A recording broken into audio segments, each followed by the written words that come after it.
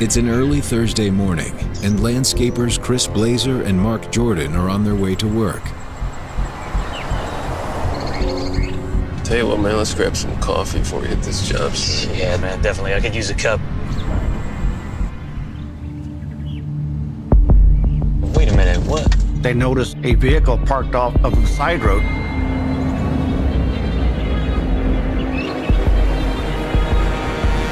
Oh, hey. They saw an individual raising his hand. This guy needs some help.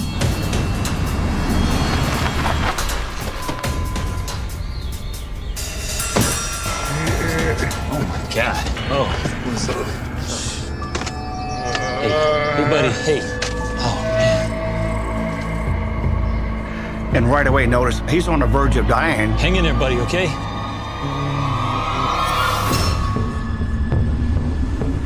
Across town, Lt.Joe Kenda is hard at work on another case.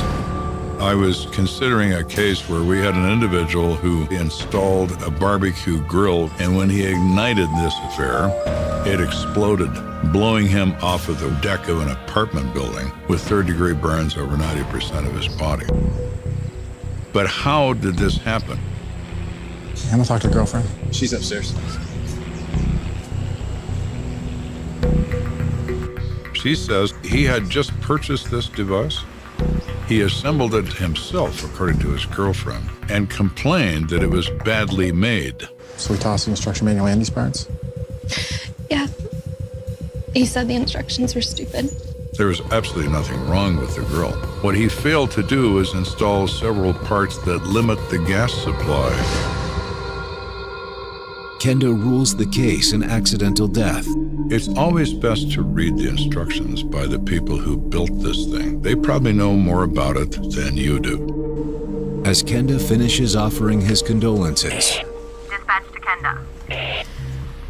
Go for Kenda. a new case is thrown in his lap. Be advised of a shooting on Point of Pines Drive. Victim is being transported in extremely critical condition. It's an attempted murder. We assumed that we would remove the word attempted before lunch.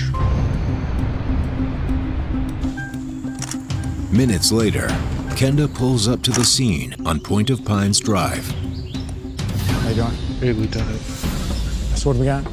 The victim is James Cooper, Jimmy Cooper, actually. I went to high school with him. Really? I'm sorry to hear that, Ray. I didn't know Jimmy that well, but it was difficult for me to imagine that he would be involved in something like this. As the owner of a small consulting business, James Cooper is well respected in the area. I just seen before he was transported. Yeah, he looked pretty bad. Is this Mr. Cooper's car? Yeah, he was found in the front seat. There was a lot of blood on his face, on his arms, around his neck. And check out the seat next to where he sat. It's a .22 caliber revolver. We were told by the EMTs that the victim had small caliber wounds. So this gun is probably the weapon used to shoot him. Did you get a picture of the serial number? Yes, I did, sir. She said that someone tried to obscure the serial number by scratching it, probably with a screwdriver blade. Why? Because it doesn't lead to them.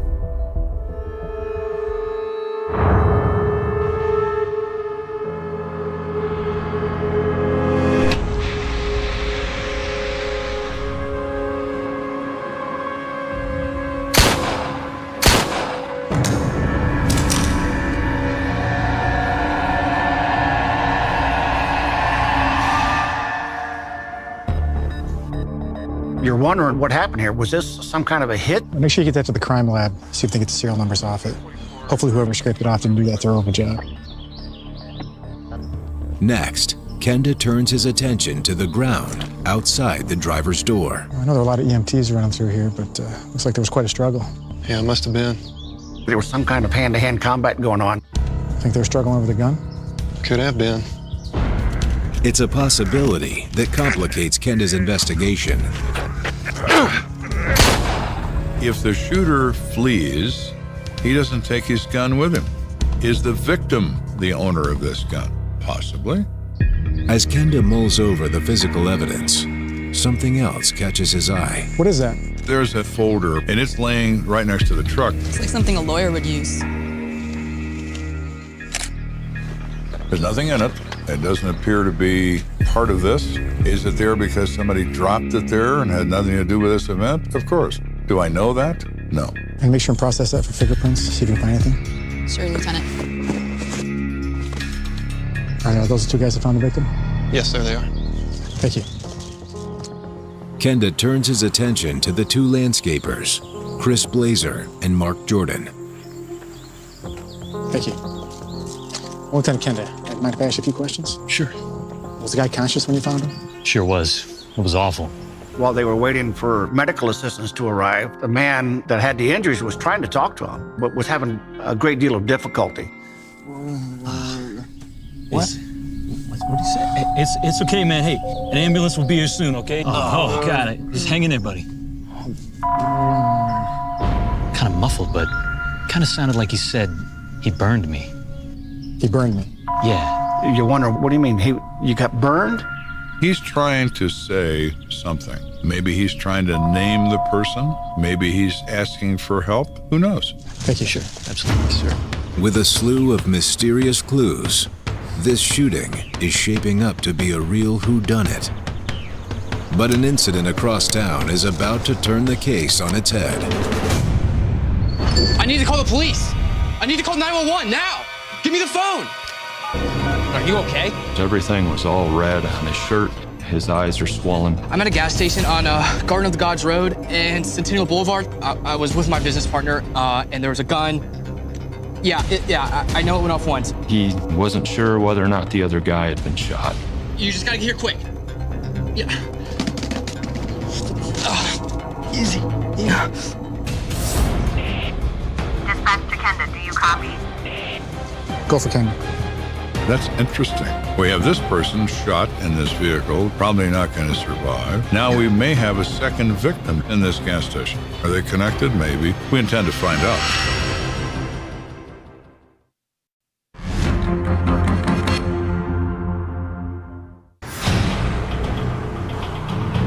We're called to the scene of a shooting. James Cooper is the gunshot victim. He is in grave condition. Several miles away, an individual has shown up at a gas station, pretty distraught, very bloody. The point now is to determine is this connected, and I believe that it is, but we need something to prove that. Kenda dispatches Detective Erickson to the gas station to investigate this new development. What do we know? Not much. His name's Steve DeVito. That's about it. And we didn't know if he'd been up at the other location or not. And they start in your mind trying to figure out, what is this all about? Mr. DeVito. I could tell when I approached that he was just really amped up, even though he was sitting on the floor. Have you been shot? I don't know. Not sure. What do you mean you don't know? I'm thinking, okay, if you'd been shot, I would think you would know. It's a very odd thing that this guy says he doesn't know, and he's conducting a self-examination to determine if he has been. That's very, very odd. He was sweating, and the way he was responding and delayed to my questions, I just felt something was really wrong. Let's call the EMT, get him checked up. Sir.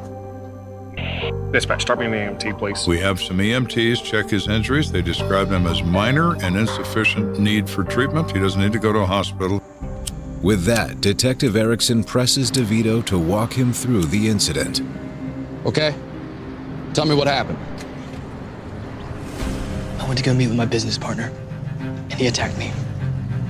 He tried to gouge out my eyes. He pulled a gun on me, and I tried to wrestle it out of his hands, and it went off. It was very possible that that happened. His eyes looked like they were swollen on the bottom side. That's our job then to get to the truth of the matter. Who's your business partner, and where can we find him? We need to make sure he's okay, too. His name's Jimmy. Jimmy Cooper. Erickson to Kenda? The connection is made. These are the people involved in this event. Who did what to whom is the ultimate question. While Steve DeVito is transported to police headquarters for questioning, detectives head to Memorial Hospital to speak with Steve's business partner, James Cooper, before he goes into surgery. This person had suffered a severe wound to the face, had actually severed his tongue, and was unable to speak. Investigators still wanted to contact him to see if they could learn anything. Are you James Cooper? We open a notebook, turn it toward him, and hand him a pen. And he starts to write.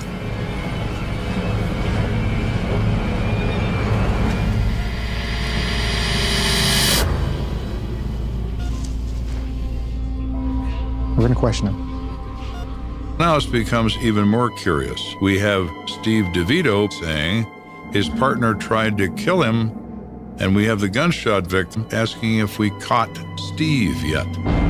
While James Cooper is the one who suffered the gunshot wound, it's unclear if he or his partner Steve DeVito introduced deadly force into the equation. Who is the one that brought the gun to this gunfight? Businesses can create animosities between partners. Does the motive lie in the business? I'm sorry, detectives. It's time for you to go. I need to get him into surgery. Well, good luck with your surgery. We'll talk again.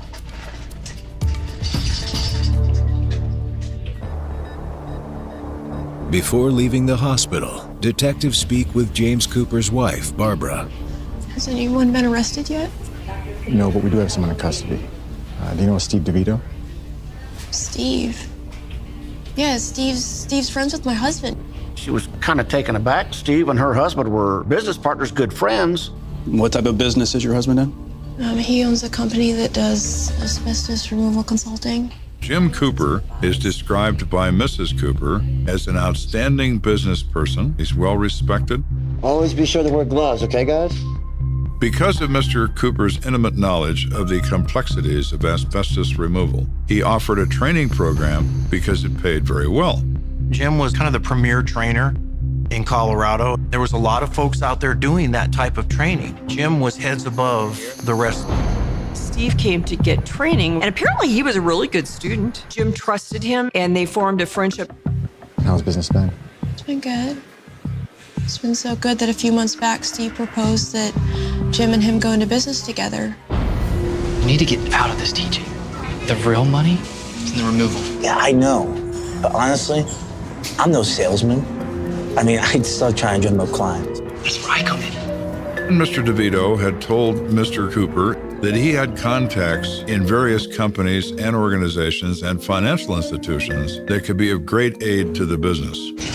My father knows some serious players in the city. Old infrastructure buildings that need asbestos removal now. These are contracts with money up front. As soon as we get started, we start making money. Back in the 80s and 90s, there was a lot of money to be made in this business. Look, we get one of this guy's buildings and we're set. He's got 12. They together started an asbestos removal firm.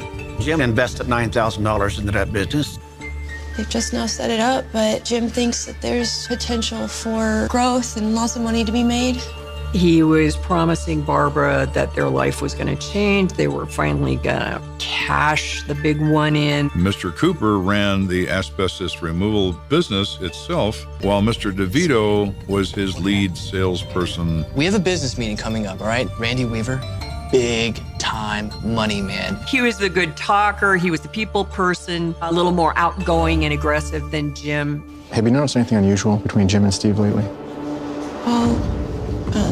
Jim is usually really easygoing and relaxed, but the past few months he's just been stressed and, well, like secretive. And then there's this thing that happened. As recently as a week ago, something had gone wrong between DeVito and her husband.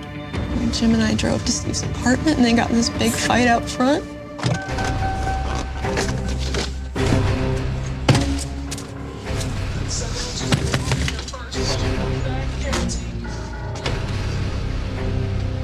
What's up, Jim? What's this? It's what? What the hell is this? I don't know. Huh? What? You think you can get that past me? Her husband confronted Steve and was so upset with him, he threw a stack of papers in Steve's face. Get out. What? Sorry, honey, but Steve and I gotta go for a drive. Then he actually yelled at his wife Barbara to get out of the car, that him and Steve needed to talk. Him and Steve drove off. He just left me there, and then when he came back, he wouldn't tell me what it was all about. Mrs. Cooper, do you know if your husband owns a handgun? Yes. So he asked Barbara, has she seen that gun lately? She said, no, I haven't seen it in a long time. I appreciate your help. Your thoughts right away are, well, perhaps Steve was right, that Jim did bring the gun to this meeting. We are going to get to the bottom of this, my friend, whether you want us to or not. Detectives shift their focus to Steve DeVito and his relationship with James Cooper. He's 25 years of age, and he reports that he's from the state of Illinois, but he lives in Colorado Springs at this time, and he has a wife, and he has 2 small children. So you're Mr. Cooper's business partner? Well, yeah. Jim kind of takes the lead. He has the more business experience. But recently, he's been acting really strange. How so? Just so uptight, intense. I didn't know what was wrong with him. He also mentioned that in the prior week, they had this confrontation, that Mr. Cooper threw papers at him, and they had this private meeting in the car. What the hell, man? What? You're supposed to come through with all the contracts you promised me. It's just gonna take a little while, man. I told you, it just takes some time. Let me tell you something, it better come. I have a family to think about. And Mr. DeVito was fearful of violence. He was afraid that Cooper would hurt him. He said I was doing a bad job and threatened me with physical violence. So this morning when he called and said he wanted to meet up, I was kind of nervous. So I suggested Point of Pines Drive. Just, somewhere outside where anyone could see us. Steve said when he arrived at the meeting location, What's up, man? he got approached Jim's car. Whoa, dude. Mr. Cooper has a gun in his hand. DeVito thinks it was a .22. What's going on, man? And that's when the fight ensued. DeVito attacks him in an attempt to recover the gun.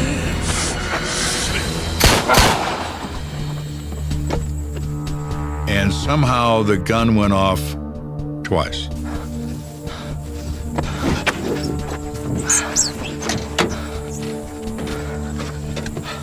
This whole thing is completely bizarre. Who is Stephen DeVito? Does he have a criminal past? We don't know enough about him yet. Mr. DeVito, do you own any guns? Absolutely not. I never have. I'll tell you what. I'm gonna step out for a bit. There's a few things I want to look into before I let you go. Stay put. Thank you.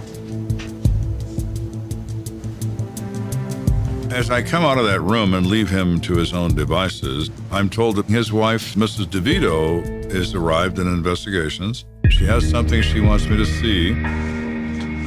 Mrs. DeVito? Hi. Is my husband in the other room? And I ignored it, as I don't want her talking to him right now. What was it you wanted to give me, Mrs. DeVito? Proof that Jimmy was threatening my husband. And what exactly am I looking at? So Jimmy came over the house the other day, and he just starts threatening Steve, and he just throws these papers in his face.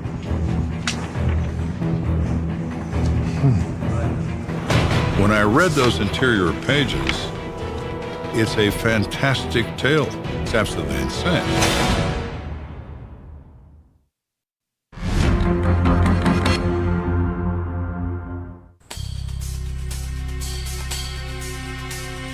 James Cooper and Steve DeVito had some sort of altercation that ended in gunfire, and each is accusing the other of being the guy who pulled the trigger. Now Steve's wife has brought me some paperwork that sheds light on their disagreement. I'm gonna need to take this. Thank you for coming in. Okay.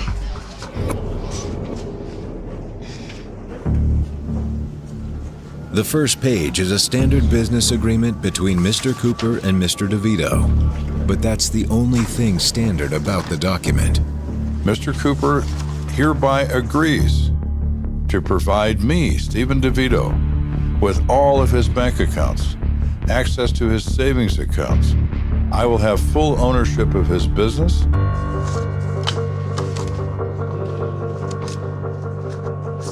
Hey, Erickson, you gotta come here and take a look at this. In this contract, it's indicating that everything that Jim owns, he was signing over to Steve. Look at this. And it's signed by Jim. Check this out. The staple holes.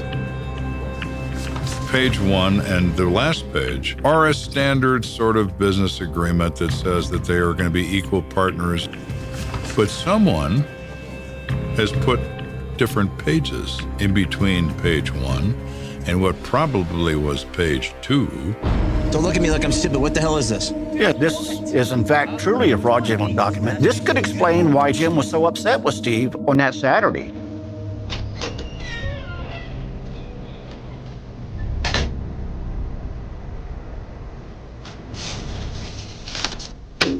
Recognize that, Mr. DeVito?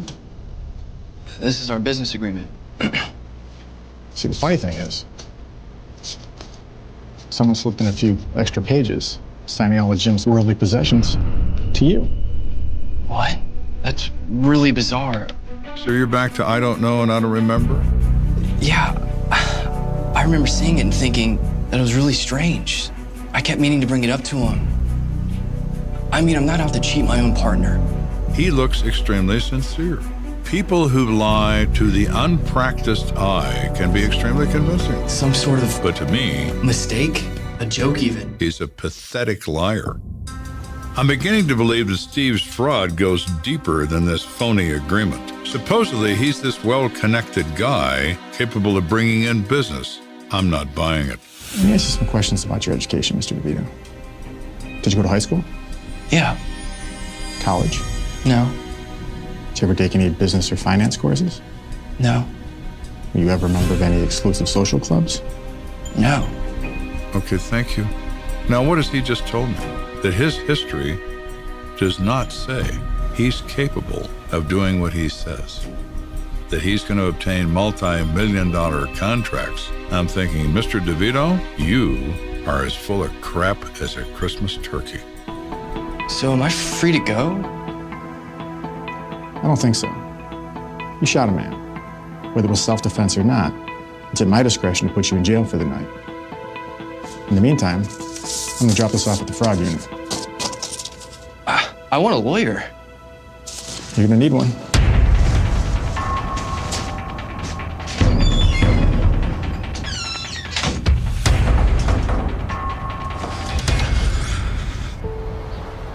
The following morning, Kenda's back at the office, and it isn't long before he catches another break. Hey, Lieutenant. Got a guy calling on line 1. He lives in the same building as Mr. DeVito, and he says he's got some information and he thinks it's important. All right, thank you.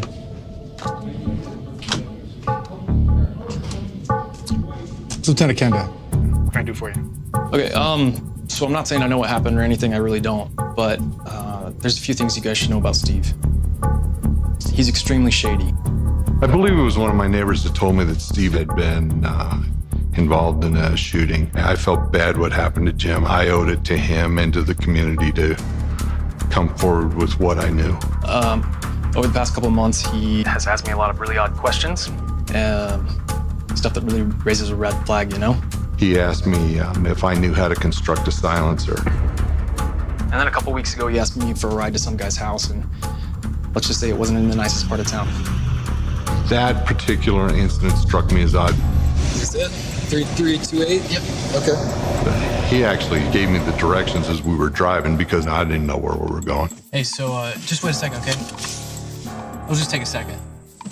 All right, fine. Right? Yeah, appreciate it.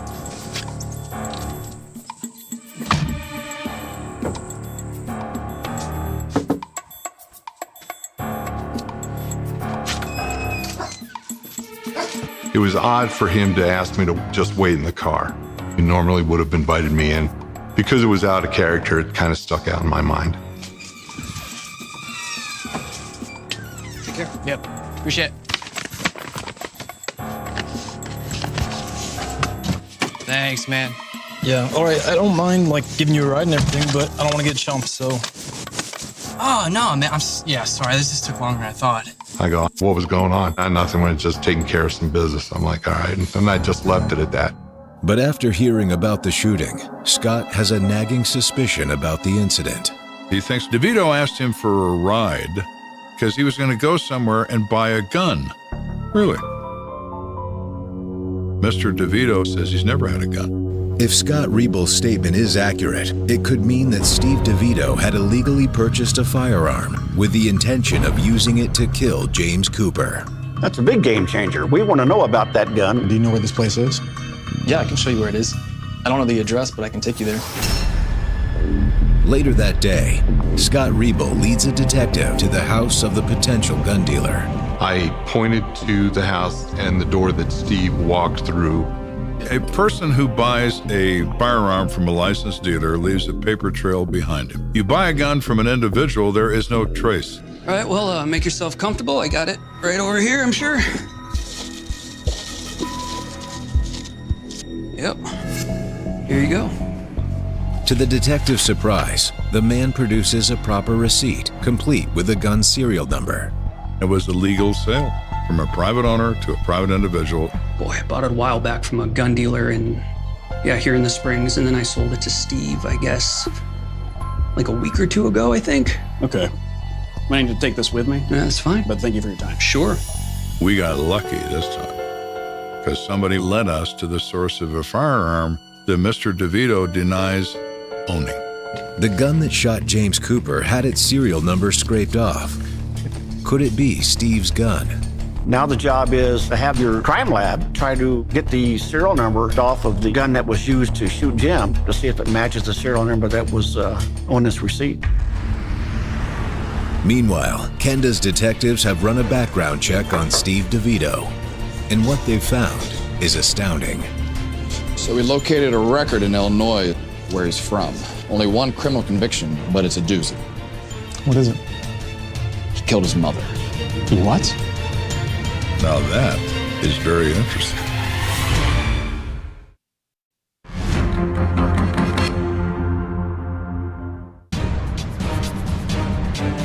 We're in the process of investigating the attempted murder of a businessman in Colorado Springs. And it turns out that Steve DeVito has already killed somebody once. He has some experience. He's killed his mother. On May 29th, 1985, a 16-year-old Steve DeVito and his cousin were pulled over for a broken headlight. How's it going, guys? I'll see your license registration, please. Yeah, just give me 1 sec. What you got back here? He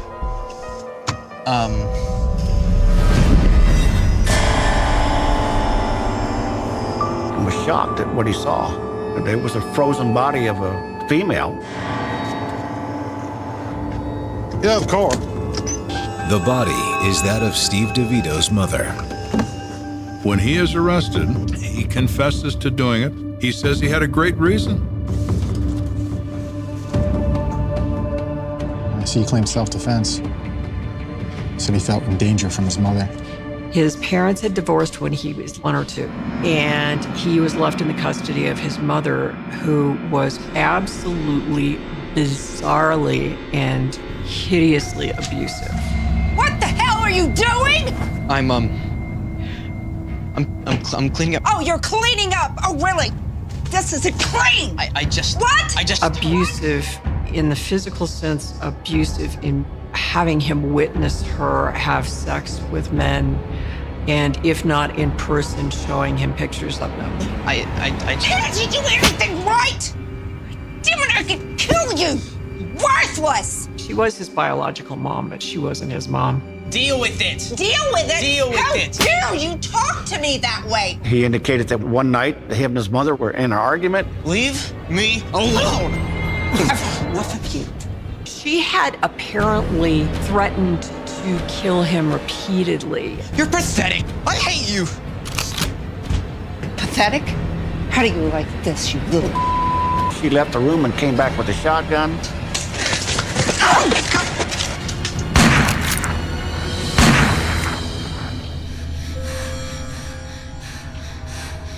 He actually shot her in the face.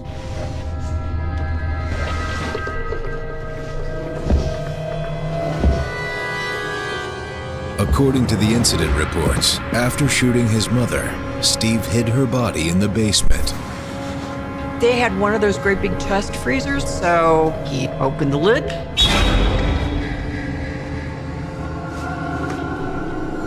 Put her inside.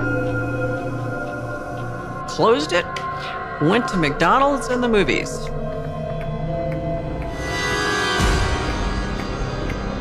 Three days later, Steve enlisted his cousin to help dump her body in the woods.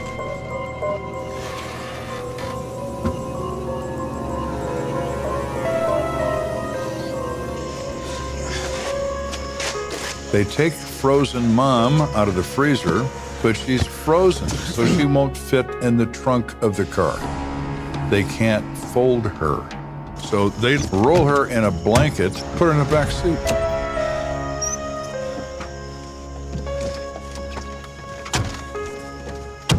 They're driving off down a country road, and they have a headlight out. And an alert policeman stops them for a headlight.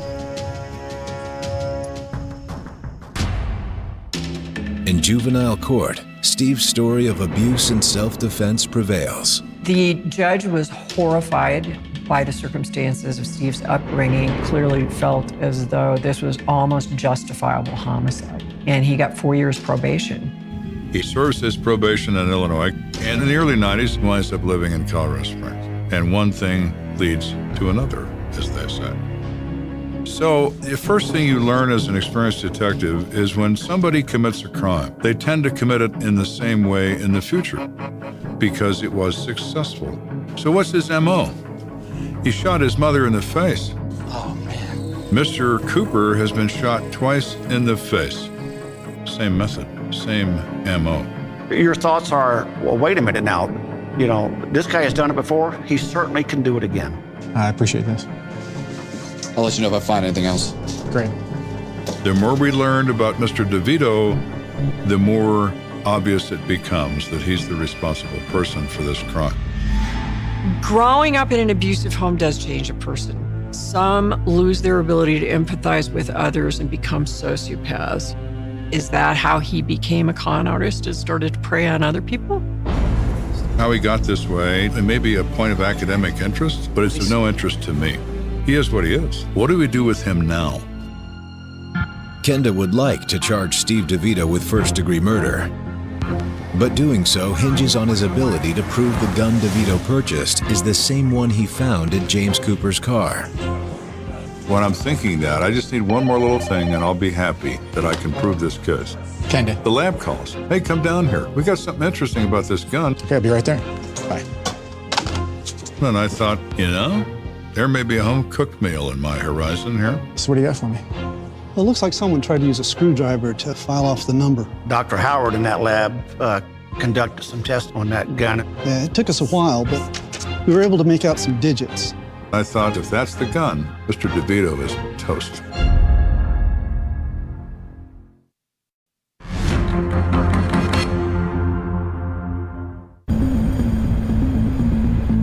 The ballistics lab has been examining the .22 found in James Cooper's car. I believe it to be Steve DeVito's gun, but the serial number is scratched off. Hopefully they were able to decipher it. It's a painstaking process, but most of the time you can get a good portion of that serial number to reappear. It's a 6-digit number. I was able to make the middle 4 digits visible. The first and last aren't so clear. Okay, the middle 4 digits, 5691. That's it. How'd you know? I got the receipt for the gun right here. 4 of the 6 numbers are on this receipt, and the 2 ones that you have difficulty reading could easily be the 3 and the 7, correct? Yep. That's my gun. With Steve DeVito already in custody at the El Paso County Jail, Kenda now has enough evidence to charge him with attempted first-degree murder.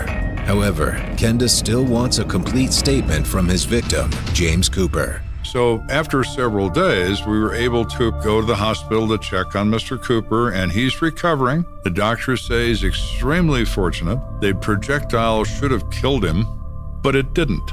So how you feeling? Well, thank you. Most people do not survive being shot twice in the face. Are you up to talk to me? Yes. It's remarkable. We were able to speak to Mr. Cooper and have him tell the circumstances and how they came to be. So can you tell me how you came to know Steve DeVito? Everything started all right. He came to one of my asbestos seminars, a really bright young man. He had no idea Mr. DeVito had been in custody at one time in his life for murder. He didn't know that. All he knew is what DeVito wanted him to know. My father knows some serious players in the city. Old infrastructure buildings that need asbestos removal now. Mr. DeVito started to tell Mr. Cooper that his father is an enormously successful business person and is extremely wealthy. I'm talking the university, movie theaters, the football stadium. These are contracts with money up front. As soon as we get started, we start making money. A true sociopath can be a very attractive personality. You know, he seemed to have the keys to the safe. He seemed to have all the contacts. Just all seems pretty risky. No risk, no risk. Look, we'll do the one job, get the money in, you can sit on it if you want. It's a win-win for both of us. What do you say? Now, Mr. Cooper is being lied to in a phenomenal way, but it's not that he is being lied to in an impossible way. All of that could be true. So you decided to go into business together? Yes. But weeks turned to months, and they didn't sign a single client. Where's all this business you're supposed to be bringing me? Don't worry, okay? Everything's in the pipeline, right? These are top dogs, okay? They're gonna have to check your credentials, and it's gonna take a while to get the ball rolling, all right? Just relax, it's okay. DeVito continued to lay on the tales of how this was all going to happen any minute now. They were supposed to be getting this big contract, and you kind of felt bad for Jim at this point because Steve kept setting him up. Steve wants the Forrest to have a limousine pull up in front of their business.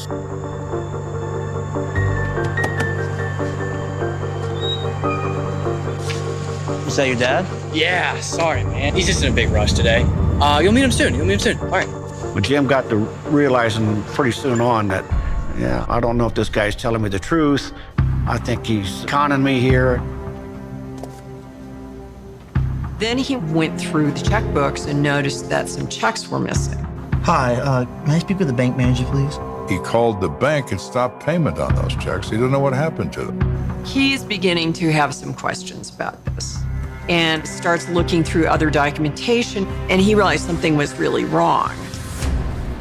But according to James, it was only after his lawyer reviewed his business agreement with Steve that he truly understood just how thoroughly he was being fleeced. I've been reviewing the paperwork, and I'm a little concerned. According to this document, you're signing everything over to him? Did you agree to this? This has got to be a joke. Takes it back to Steve's house. What the hell is this? These are the papers he throws at him. How did those pages get into our business agreement? Dude, I swear I don't know what you're talking about, man. I know what you did. Oh my God. I think my father's behind this. Your father, really? Just let me talk to him and we'll get it all squared away, okay? Oh, you better.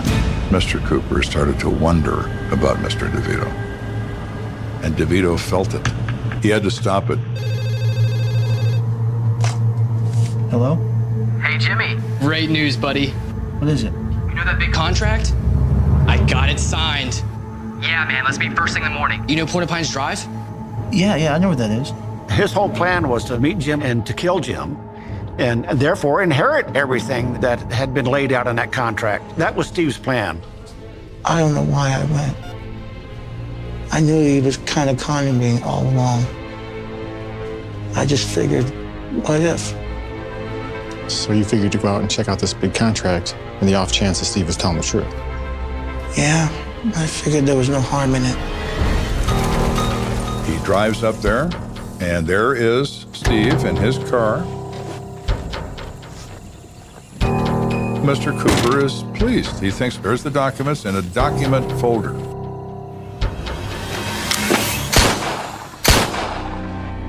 DeVito shoots him twice in the head. And to ensure he's dead, DeVito starts to strangle his partner. Then Cooper fights back tries to gouge out his eyes. And during that fight, somehow DeVito loses control of the gun. So DeVito flees, drives to the gas station, and announces he's a victim. Easy. Easy. Oh, I appreciate you talking to me. James Cooper's statement further solidifies the case against Steve DeVito. Steve decided to plead guilty to attempted second-degree murder. Steve was eventually sentenced to 28 years in the Colorado Department of Corrections. As for James Cooper, he makes a full recovery. He resumed his life, was successful, and is still carrying on. The best thing I can say about Jim is a businessman, family man, and someone I call my friend, is someone that's always there to support you. He has always been there for me, no matter what I've needed. These kinds of crimes people don't recover from. It's a scar on your heart that you have all of your life. Mr. Cooper was forced to live with that. Mr. DeVito is where he belongs, in the can. On a humid August night in 1979, the Florida air feels thick enough to drink as a pale sedan drifts off State Road 19 and disappears down a narrow dirt lane locals call Cypress Cut. No one notices. No one hears the crunch of shells under tires or the engine drop to a low idle between the pines. Somewhere beyond the last gas station light, beyond the crackling country radio and the glow of trailer windows, a story slides quietly into the dark, a story this town will spend decades trying and failing to end. The town is sleeping under buzzing ceiling fans and humming window units. Porch lights burn over empty swings, dogs bark once and give up, and the late local news has already faded from television screens. People are thinking about work in the morning, about school starting soon, about bills due next week. No one is thinking about the driver of that sedan, about the way her hands tighten on the steering wheel, about the pair of headlights that appeared in her rearview mirror and refused to fall back. At 6:42 a.m., the first call hits the sheriff's office. A fisherman out before sunrise has spotted a car nose down in a drainage ditch off an old hunting trail.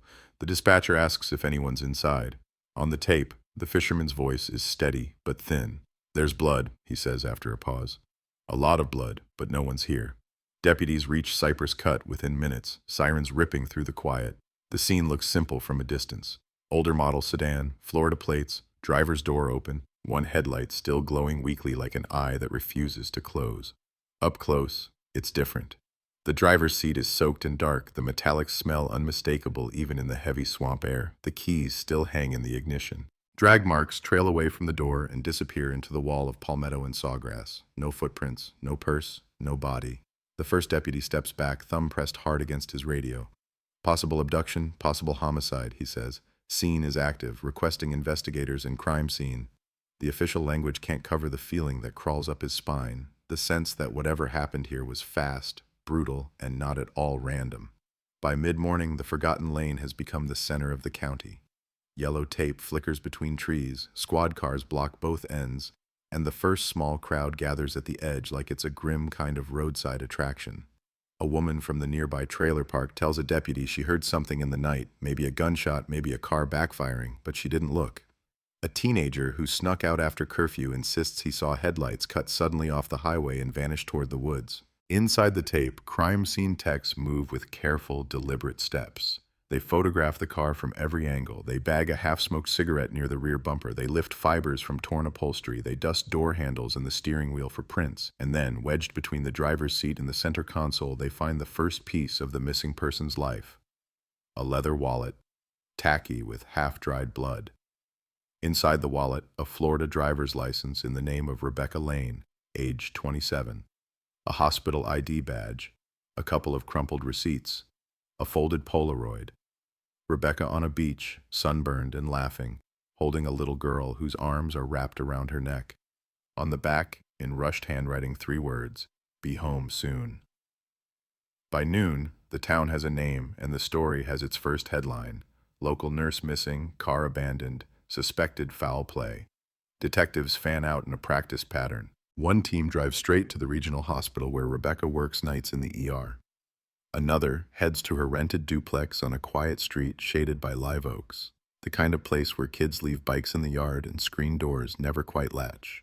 Officers knock, call out, and step into a house that feels as if it's been paused mid-breath. The kitchen light is still on.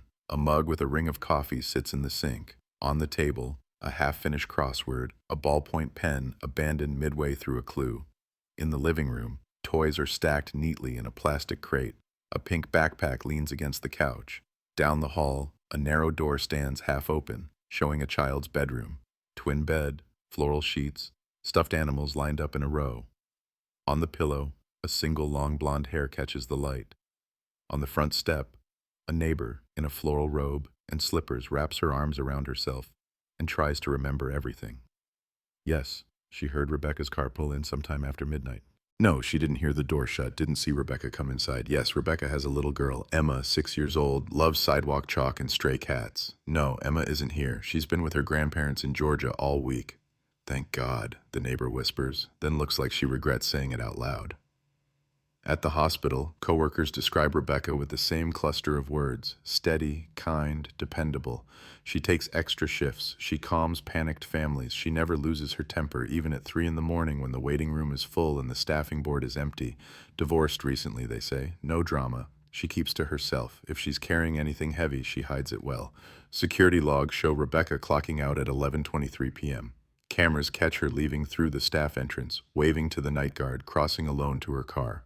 One grainy camera at the far corner of the parking lot records her sedan pulling out, turning right toward State Road 19. No one follows. No one approaches her. From there to where the car is found is a drive of roughly 20 minutes on a mostly empty highway. Somewhere in that short black stretch of road, she simply vanishes. That afternoon, the sheriff steps up to a makeshift podium on the courthouse steps and faces a row of cameras and microphones. The footage will later be clipped and replayed in true crime specials and online forums. He calls Rebecca's disappearance deeply troubling. He confirms the presence of significant blood evidence. He asks for the public's help and says they're treating it as a suspicious incident with strong indications of foul play.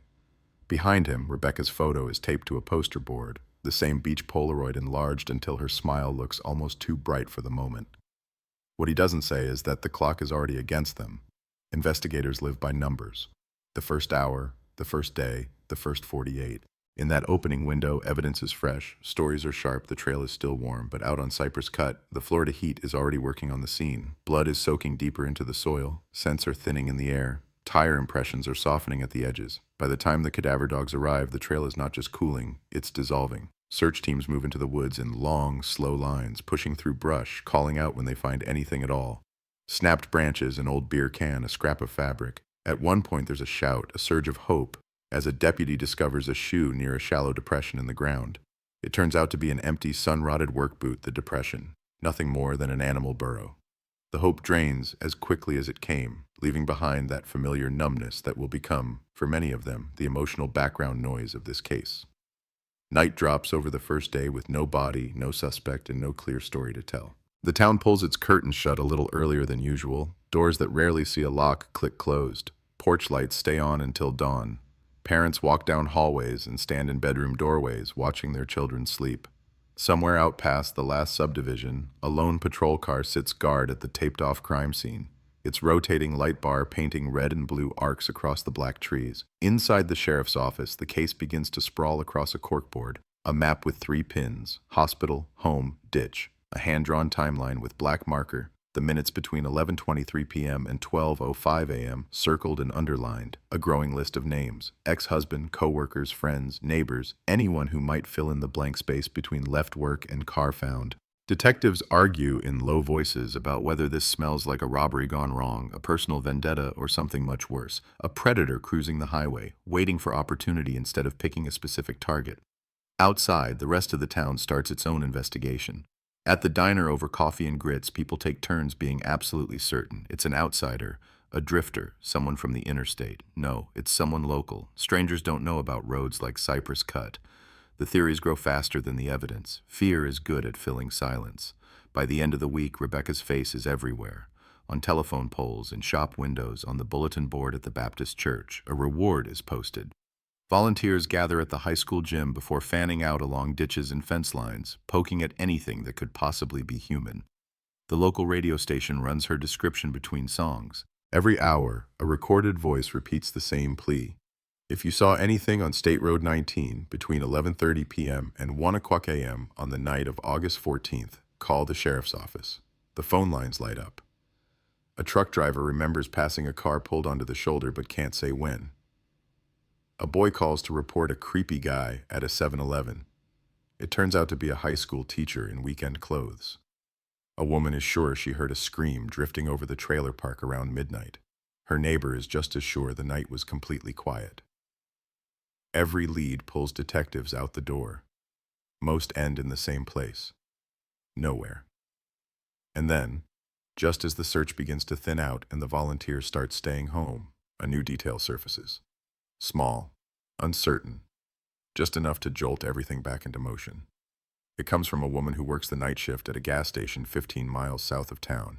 She walks into the sheriff's office late one afternoon, still in her uniform, nervously clicking her car keys against her palm. She tells the deputy at the front desk that she might have seen Rebecca on the night she disappeared, not directly, not face to face, but caught for a split second in the reflection of the station's glass door, standing beside someone else's shadow. She doesn't sit down at first. She hovers by the reception desk as if ready to bolt, eyes flicking to the door every few seconds like she's afraid someone might follow her in. The deputy offers coffee. She shakes her head, then changes her mind and asks for water. By the time she's halfway through the paper cup, a detective has joined them, notebook already open, pen ready. She explains that on the night Rebecca vanished, a man came into her station sometime past midnight. She remembers because the place was empty and quiet, because she was making a mental list of everything she needed to do before closing, because his presence felt wrong the second the door chimed. Tall, lean, ball cap pulled low, shirt with the sleeves cut off, a cheap cologne that fought with the smell of gasoline. He didn't look at her when he walked in, just headed straight for the cooler, grabbed a soda, and came to the counter. The detective asks what made her come forward now, days later. She hesitates, fingers tightening around the cup. She says it wasn't him at first. It was what she saw behind him. In the glass of the front door, lit by their neon signs, she caught a reflection over his shoulder, a car at the pumps, an older model sedan, light color, a woman standing beside it, one hand resting on the roof like she was waiting, like she wanted this transaction done fast. She didn't think about it then. Just some tired driver, probably on her way home, the kind of half-glimpsed customer the brain files under unimportant. But the next day, every channel was showing Rebecca's face and her car. The more the details piled up, the make, the color, the route home, the more an uneasy little knot formed in the attendant's chest. She tried to talk herself out of it. Lots of cars look the same. Lots of women have the same length hair, the same posture, the same tired slump at midnight. But then she remembered something else. When the man paid in cash, his hands were shaking. Not cold shower shaking, not a little jittery. Violent, nervous shivers, like he'd had too much caffeine or too much adrenaline. A rolled-up receipt slipped from his grip and fluttered to the floor. He didn't pick it up. He just pushed the bills across the counter, eyes fixed somewhere over her shoulder, then left without saying thank you, without looking back. The detective lets the silence stretch, letting her memory settle. Then he asks the question that's been burning since she started. Did she see the woman's face? No. Only the reflection. Only the outline. Only the suggestion of someone who could have been anyone, and now, in hindsight, could have been someone very specific. They drive her out to the station that same evening. The pumps hum under white fluorescent light. Insects batter themselves against the bulbs. The attendant walks slowly from the counter to the cooler and back again, retracing steps, trying to reset her mind to that night. She stops by the front door and presses her fingers to the glass, leaning in as if she can pull the reflection back out of it. "That's where I saw her," she says. "Right there. She was here." She points to a spot in the parking lot between the second and third pumps. He was paying. She was standing by the car. And then, nothing. I don't remember her getting in. I don't remember her leaving. Her voice thins. I didn't write down the time. I didn't think I needed to. Inside, the detective checks the handwritten shift logs. 1979 means no digital timestamps, no precise second-by-second record, just notes in a spiral notebook. Deliveries, busy periods, cash drops. The attendant had scribbled "slow, dead after midnight" on that page. No mention of the jittery stranger, no mention of the woman at the pumps. Memory and ink are already disagreeing. There is one thing they can fix. The attendant sketches what she remembers, the cap, the narrow face, the rough jawline. Later that night, a police artist sits her down under a harsh desk lamp and begins to work in charcoal and pencil, gently, methodically, building a stranger out of shadows and words. The finished composite is ordinary and unsettling all at once. Dark eyes, flat mouth, a nose broken once long ago. A face you might see buying beer at any corner store and never think twice about. The sketch goes up on the corkboard beside Rebecca's photo. In the sheriff's office briefing room the next morning, detectives stare at the side-by-side images. The bright, laughing woman on the beach and the blank, hard-lined man who might be the last stranger to see her alive. The sheriff taps the sketch with his knuckle. "We find him," he says. "We find out what happened at that pump." Copies of the composite go out to every patrol car. Newspapers run it above the fold with the headline, "Mystery Man Sought in Nurse's Disappearance." People study it over breakfast, tilting the page, squinting, trying to match it to someone they know, someone they've seen. The phone tips into a new kind of chaos. Everyone recognizes him. He's the guy who works at the feed store. No, he's the cousin of that mechanic out on Route 4. He's the new boyfriend of the waitress at the diner. He's the man who walked past the laundromat last Thursday and didn't smile back. The sketch collects identities like static collects dust. Officers scramble to check each one, to track down the feed store clerk, the cousin, the boyfriend. Again and again, the face in the drawing resolves into a real person with an alibi, a work schedule, witnesses, a life that doesn't intersect with Rebecca's road at all. Some of them look disturbingly close. One man, a contractor with a busted nose and the same stare, shows up defensive and sweating. He talks too fast. He doesn't like being in the interview room. For an hour, detectives ride the edge of conviction, convinced they've finally snagged something solid. But his timeline is backed by payroll records and 3 coworkers who remember going out for drinks that night. Every detail checks out. He walks out pale and furious, the sketch still airing on television, his own features staring back at him from every panel. With each mistaken identity, the man in the drawing becomes less real and more monstrous. If he can be anyone, he might as well be no one. A ghost in a ball cap, a story distorted at the edges. The investigation widens. They look hard at Rebecca's ex-husband, Tom, the obvious circle, the one closest to the center. He lives 2 towns over in a small apartment above a garage, a fan propped in the window, the air thick with motor oil and cigarette smoke. He's rougher than Rebecca's co-workers expected, more abrupt. He answers the door shirtless, squinting against the afternoon light. When he hears why they're there, the defensiveness drops from his face so fast it's almost suspicious. It's replaced by something else, real, messy shock. He sits at a scarred kitchen table, answering questions while the ceiling fan ticks overhead. Yes, the marriage ended badly. No, he never laid a hand on her. They fought, but about money and schedules, not loyalty. Divorce was her idea. She said she needed space, a fresh start, a home that didn't feel like another emergency room. He was angry, hurt, all the usual raw stuff, but they'd settled into a brittle truce. Shared custody, measured phone calls about Emma, holiday calendars mapped out months in advance. "Do I look like I could pull something like this off?" he snaps at one point, gesturing at his oil-stained jeans, his tiny kitchen. Then he glances at the detectives and realizes how that sounds. How quickly that admission could shift from denial to confession in a room like this. His voice softens. "I swear to you, I didn't touch her. I didn't follow her. I didn't even know what shift she was working that night." His boss confirms he worked a late job finishing a transmission across town, clocked out at 1:30 a.m., then went straight home. 2 coworkers saw him leave. A neighbor heard his boots on the stairs. Phone records show a call from him to his brother at 10:15 p.m., and nothing else until morning. He cries only once, quickly, when he asks who will tell Emma. A tear leaves a sharp, pale track through the grime on his cheek. He stays on the suspect board for weeks, his name bearing a circle of red ink. But the lines connecting him to the ditch, to the gas station, to the jittery ghost in the cap, keep snapping under even modest pressure.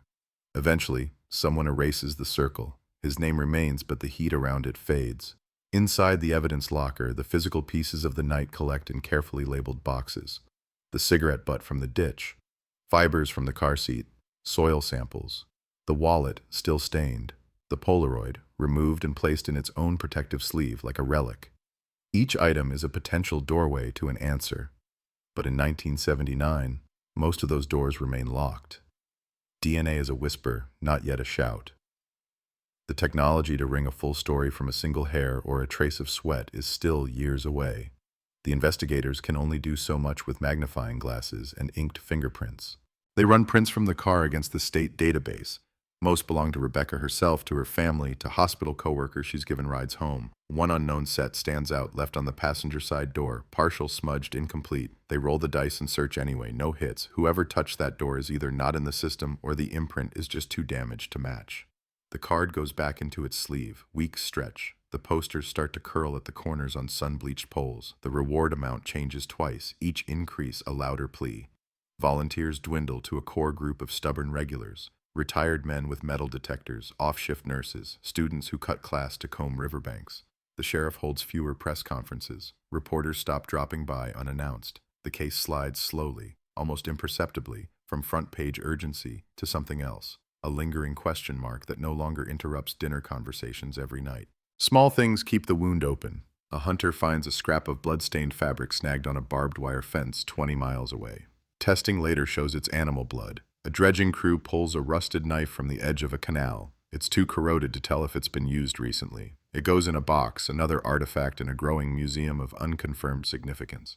There are nights when the lead detective sits alone at his desk, hands pressed to his forehead, replaying the timeline until it blurs. Leaving the hospital, driving south, the gas station, the ditch. He sees the same sequence, over and over, like a strip of film looped too many times, image quality degrading with each pass. He toys with uglier possibilities. Did she know her attacker? Did she pull off willingly and then regret it a minute too late? Was this about random violence, or had a slow, quiet grudge finally boiled over on a dark stretch of road? Nobody knows. Out in the community, theories metastasize. Some say it's a serial predator. They link her disappearance to unsolved cases 3 counties away, stitching together a monster from coincidences and rumor. Others insist it has to be someone she treated at the hospital, a patient with a fragile mind, misplaced gratitude curdling into fixation and rage. There is whispered talk of a deputy who takes the long way home every night, of a judge's son with a history of violence smoothed over by influence and money. In small towns, suspicion is a casual, dangerous sport. Through it all, one fact repeats, a constant drumbeat. No body, no confirmed crime scene beyond the car itself. Legally, officially, the state can't even say with certainty that Rebecca is dead. But every drop of blood in that sedan, every vanished minute after that last camera caught her leaving work, writes a different truth in a language too sharp to ignore. Emma comes back from Georgia a week after the disappearance. She clutches a stuffed rabbit and peers up at strangers' faces, trying to understand why everyone suddenly speaks softly and slowly around her. Adults step outside to cry, to argue quietly, to ask each other impossible questions. Somebody tells her that her mother is missing. Somebody else tells her they're doing everything they can. No one says the word never out loud, but it hangs in the spaces between sentences. The town adjusts, because towns always do. New stories push forward, new problems demand attention. But Cypress Cut never quite loses its shadow. Teenagers dare each other to drive down the dirt lane at night and turn off their headlights, to sit in the dark where the sedan was found and listen. Some swear they hear footsteps in the brush. Others talk about a sudden chill, a feeling of being watched, a whisper under the crickets like someone trying to speak from underwater. Years will pass. Evidence will gather dust. Boxes will be moved, relabeled, forgotten, then found again by new hands. Detectives will retire, handing off binders and warnings to whoever inherits their old desk.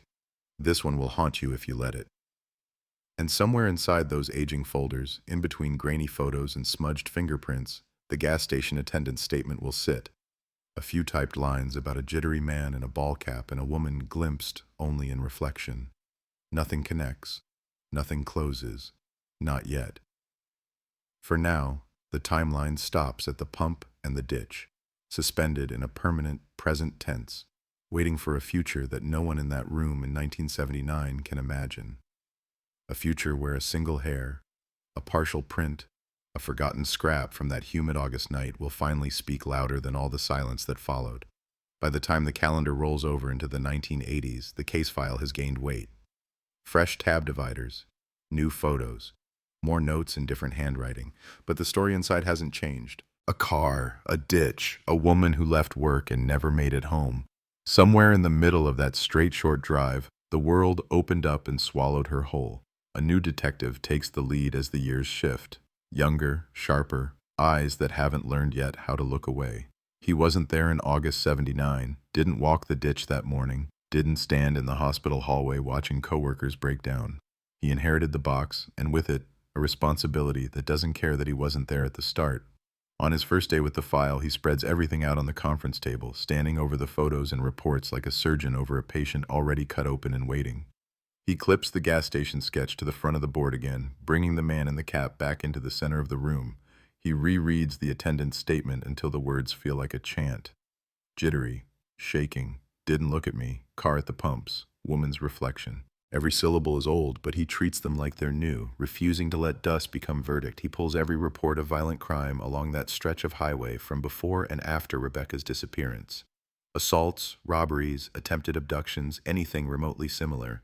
He builds a grid of names and dates and locations on a legal pad, drawing lines that connect and disconnect in a messy lattice of ink.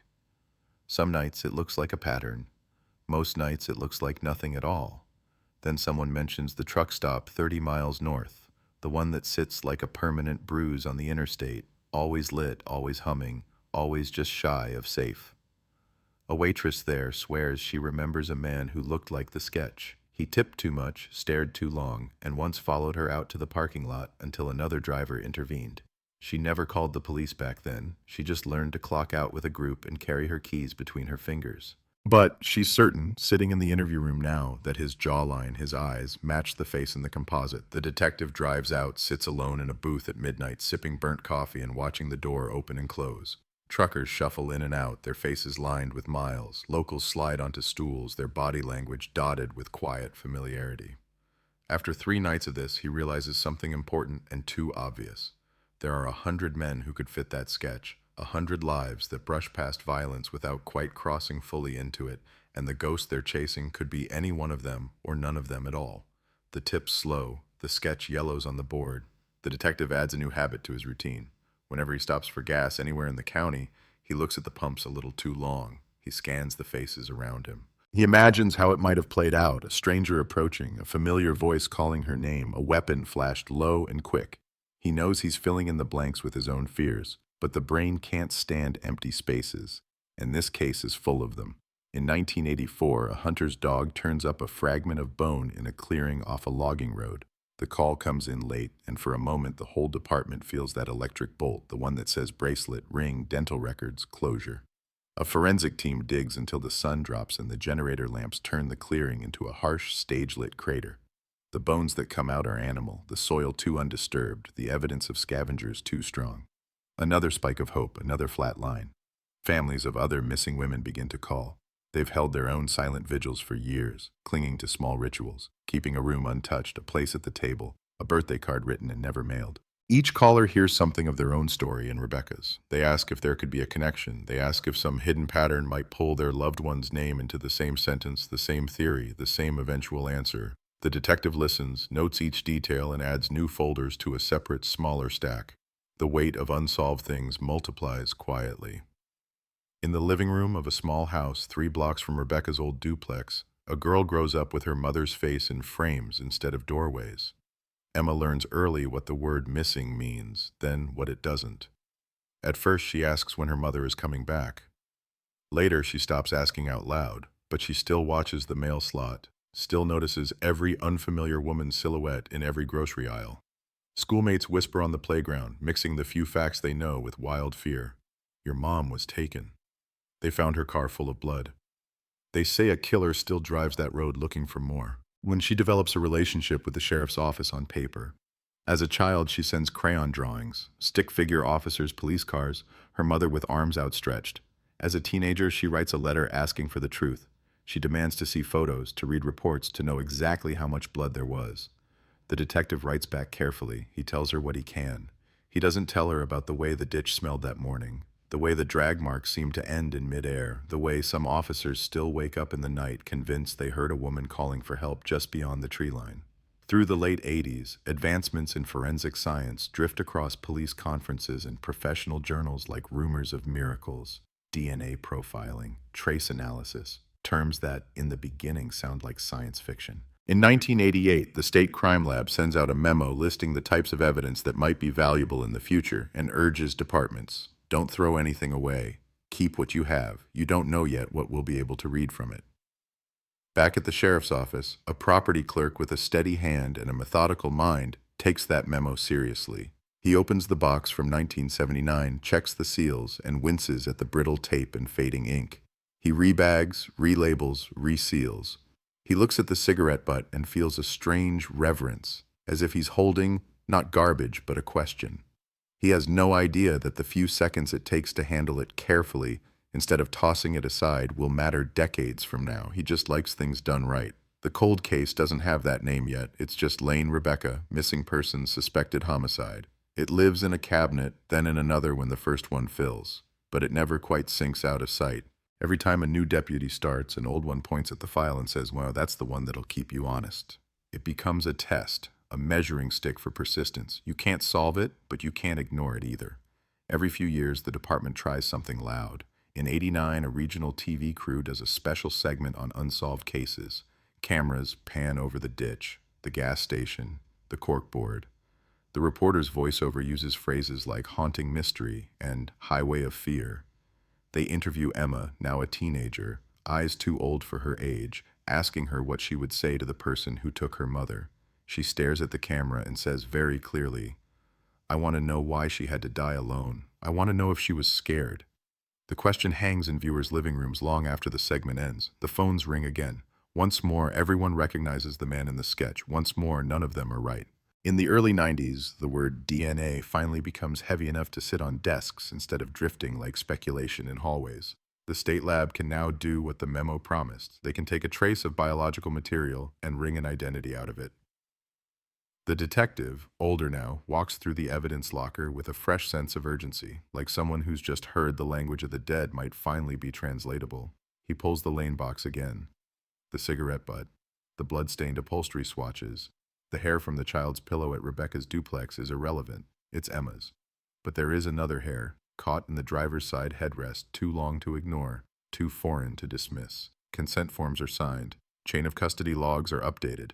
The evidence is packed and shipped to the lab with a hope so sharp it almost feels like panic. Then comes the waiting, weeks stretched into months. The detective checks his inbox every morning with the same mix of dread and anticipation people reserve for medical results. One morning, a thick envelope finally appears, the lab's logo in the corner like a quiet drum beat. He takes it back to his office, closes the door, and slides a letter opener under the seal with shaky hands. The report is clinical, precise, carefully phrased. They were able to develop a DNA profile from certain items. They confirm that the blood in the car belongs to Rebecca. A strand of hair from her hairbrush matches the profile exactly. They also extracted a partial profile from the cigarette.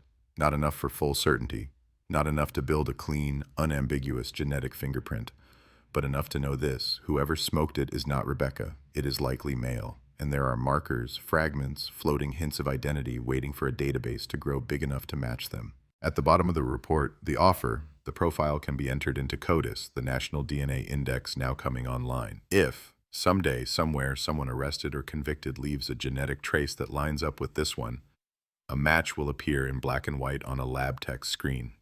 It might be tomorrow, it might be never. But for the first time since 1979, the case has something that feels like a hook sunk into the future. The detective leans back in his chair, the paper trembling slightly in his hand. There is no name on the page, no address, no face, just numbers and letters and probabilities. But in that moment, the man in the cap, the jittery stranger at the gas station, becomes more than a sketch. He has a sequence now, a pattern, a silent, invisible signature that he had no idea he left behind when he flicked his cigarette onto the dirt. Still, the present refuses to yield. The partial profile gets entered. Months pass. No hit. Another year. Nothing. The database is small, a newborn net cast across a dark ocean. There are thousands of offenders whose DNA has never been taken, thousands of crimes committed without a swab or a cheek scraping. The odds are cruel. Outside of labs and offices, life continues its slow, relentless march. Emma graduates high school. On the day she walks across the gym floor in her cap and gown, her grandparents clap too loudly, as if noise can fill the space at her side. After the ceremony, she slips away from the crowd, still in her cap, and drives alone out to Cypress Cut. The road looks smaller than she remembers. Trees have grown thicker around the ditch. Grass has changed, regrown, been cut back, regrown again. Time has done what it always does. It has tried to smooth everything over. She steps over the faint remains of where the tape once hung and stands at the edge of the ditch. For a moment, she doesn't think of crime scene photos or forensic reports. She thinks of headlights cutting through fog, of a familiar song on the radio, of her mother, tired after a long shift, reaching to adjust the air conditioning dial. She tries to picture what it felt like to be here, in this exact patch of earth, the moment everything went wrong. She says nothing out loud. There are no speeches, no scripted goodbyes. She just stands until the sun dips lower and the mosquitoes start to swarm, then turns and walks back to her car, leaving the ditch to its secrets. Back at the sheriff's office, the Lane file moves again. This time, not because someone has a new theory, but because the world has quietly changed. A memo goes out from the state. All unresolved violent cases with biological evidence should be reviewed for potential entry into expanded DNA databases. The coldest files are suddenly the most interesting. Old boxes are pulled, old seals broken and replaced, old mistakes forgiven or cataloged. For Rebecca's case, it means another trip to the lab, another set of tests with more refined tools. Technicians now can amplify smaller fragments, read fainter traces that once would have been dismissed as noise. They know, as they open the envelopes and vials, that they are touching history. And somewhere, in another state, in another life entirely, a man who thinks he has outrun 1979 is about to make a very small, very ordinary mistake. He will leave a drop of himself where he shouldn't. A swab will be taken, a sample will be entered, numbers will be generated, uploaded, compared. A computer will blink, pause, and draw a line across decades with the cold, simple certainty that only data can have. But that moment is still just beyond the horizon. For now, the case remains exactly what it has been for so long. A haunting, a question asked in the language of headlines and worn-out theories, waiting for the day when the phrase, "Florida 1979 cold case solved," will stop sounding like wishful thinking and start reading like a fact. He is not thinking about Florida when it happens, not thinking about Cypress Cut or a gas station doorway or a woman's reflection in the glass. It is decades later, a different state, a different life. The humid night of 1979 has been buried under snowstorms and rent payments and bad decisions stacked on top of each other like loose bricks. He has done what so many men like him do, kept moving just enough to outrun the places that remember. It's a Thursday when the argument starts. A cramped kitchen in a rundown apartment complex in a Midwestern city.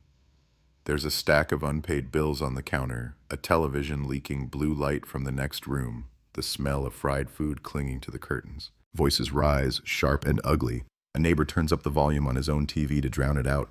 A plate hits the floor, shards skittering. A chair scrapes hard. A shove. A slap. A door slam too late. When the police arrive, called by a neighbor who doesn't want to get involved but also doesn't want to hear the screaming anymore, the man who once stood quiet and jittery at a Florida gas station opens the door with a split lip and a red haze in his eyes. He is older now, hair thinning, shoulders still lean from a lifetime of manual work. He smells of cheap beer and frustration. The officers separate him and the woman. Her cheek is swelling, one eye already blooming purple. She keeps saying it was nothing, it got out of hand. She doesn't want him to go to jail. The officers have heard it all before. They take photos. They document injuries. They make notes. The laws are different now. Mandatory arrest policies don't care about apologies muttered through tears. At the station, under fluorescent lights that make everyone look a little sick, a nurse in scrubs swabs the inside of his cheek. Routine. Standard. A DNA sample with his booking, as required by statute for certain offenses. He glares at the cotton tip like it's an insult, but he opens his mouth and lets them take it because he doesn't have a choice. The nurse seals the swab, labels it, drops it into a tray with 24 others. To him, it's a small humiliation. To the system, it's another line of code waiting to be processed. A week later, in a lab lined with humming machines and racks of vials, a technician in a white coat logs the sample number into a terminal. She's done this so many times that the motions have become muscle memory. Scan, enter, upload, verify. The computer digests the data, reducing a human life to a string of markers, peaks on a chart, alleles at different loci. The technician sips her coffee, eyes on the screen.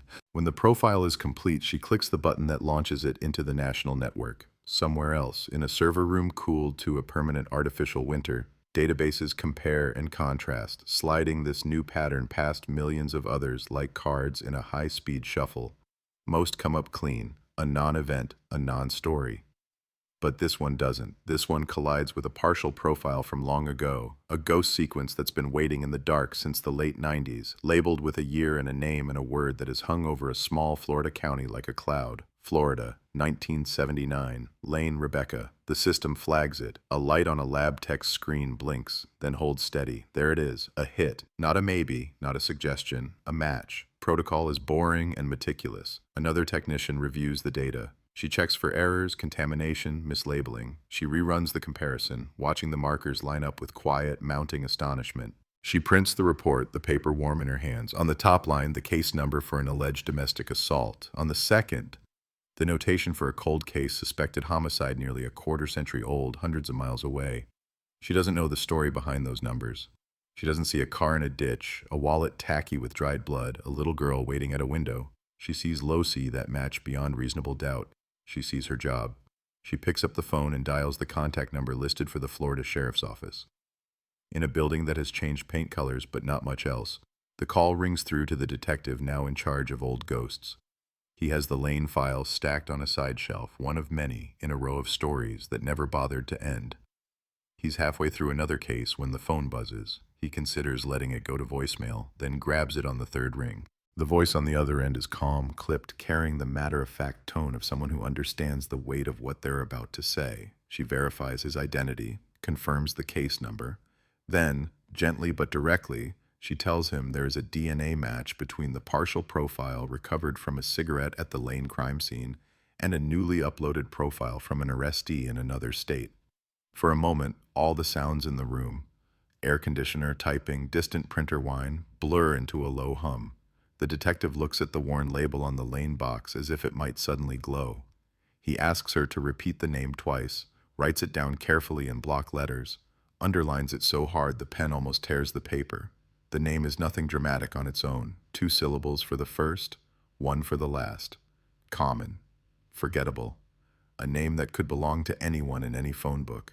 It's the way it attaches to old notes that makes it violent. He flips open the file with hands that don't feel entirely under his control and finds the page from 79, the log of early leads, the column for persons of interest. There, near the bottom, is the same last name, attached to a half-finished notation. Interviewed as witness near gas station, alibi unverified, follow-up pending. The follow-up, for reasons lost to time and human frailty, never happened. He reads the lab facts 3 times. The match probability is astronomical, the kind of number that might as well read impossible to be anyone else. He feels something cold and sharp push past the usual armor of skepticism. This isn't a hunch. This isn't a witness misremembering under pressure. This is the cigarette butt in the dirt, the hand that held it, reaching across decades to tap him hard on the shoulder. He calls the sheriff in. They close the office door. They spread the new paperwork alongside the old.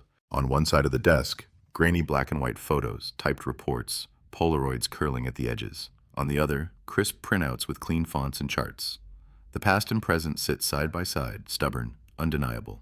The man's file from the other state comes through next. Arrest record, checkered, 2 DUIs, 1 bar fight that ended in stitches for both participants. Now the domestic assault charge. Employment history, patchy.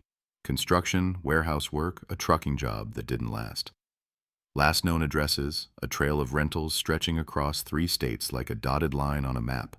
And then, crucially, buried halfway down the page under prior residence, a P.O. box and a listed address in Florida, in a town whose name the detective knows too well. He checks the dates. The man lived there in the late 70s, worked doing odd jobs according to an old, barely legible note, left suddenly around 1980. No forwarding information, no explanation, just gone. The detective feels his stomach drop in a way that has nothing to do with coffee. The neatness of it is almost sickening. The man with the matching DNA lived near the hospital, near the gas station, near the road where Rebecca should have driven home in peace and never made it. Lived there right up until the year after she disappeared, and then evaporated like so many small-time ghosts do when heat gets too close. They request more records. They ask for fingerprints, photographs, any old statements. The other department, unaware they have just brushed against the edge of someone else's long nightmare, sends what they have. A mugshot arrives by fax first.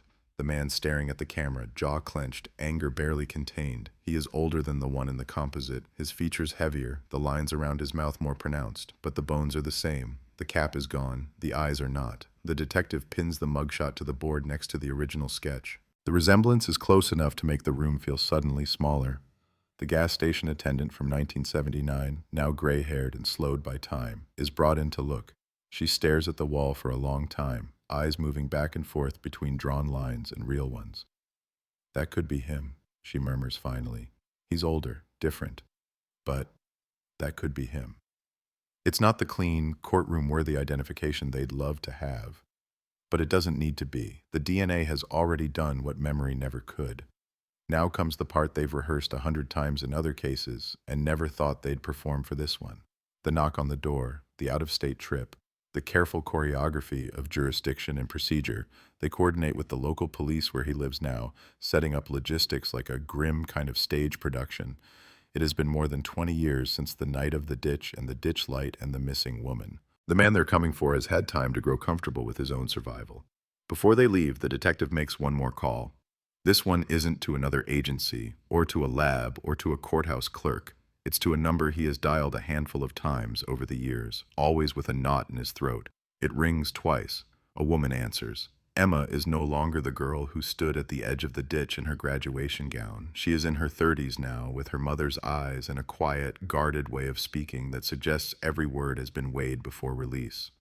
She lives in another city, another state, but she has never really left the orbit of what happened on that Florida road. When he tells her there has been a development, she doesn't react at first. Silence stretches like a bridge between them. He hears the tiny sounds in the background, the click of a light switch, a distant television, the soft sniffle of a child somewhere in the house, and realizes suddenly that there is another layer here. Emma has a life, a child of her own, maybe, a job. Responsibilities balanced on top of a wound that never truly closed. He explains as simply as he can. A DNA match, a man identified, new evidence, next steps. He doesn't say we might have him because the case has taught him the cruelty of premature certainty, but he also doesn't hide the truth.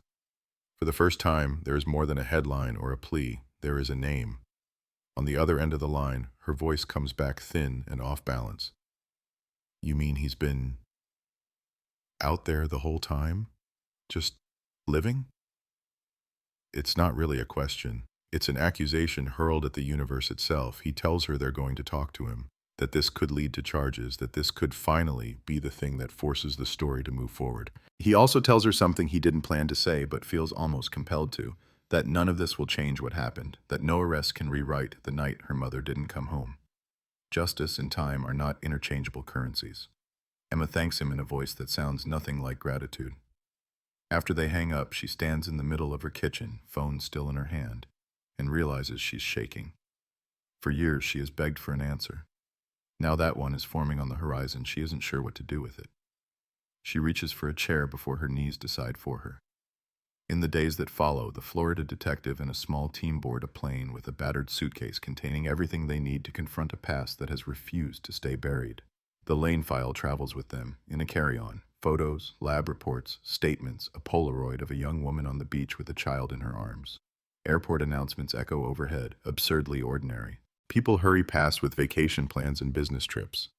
Nobody looks twice at the man who is flying north to tell another man that 1979 has finally caught up. On the ground, the local officers brief them quickly. The suspect lives in a low-rise building with peeling paint and a courtyard where kids ride bikes in uneven circles. He works odd shifts at a warehouse. He drinks at the bar on the corner. He has a reputation in the complex as someone you don't borrow from and don't owe money to. He keeps to himself mostly. No one yet has connected him to a night in Florida that no one here has ever heard of. They plan the approach with clinical detail, time of day, number of officers, positions, what to say first, what to do if he runs, if he fights, if he slams the door.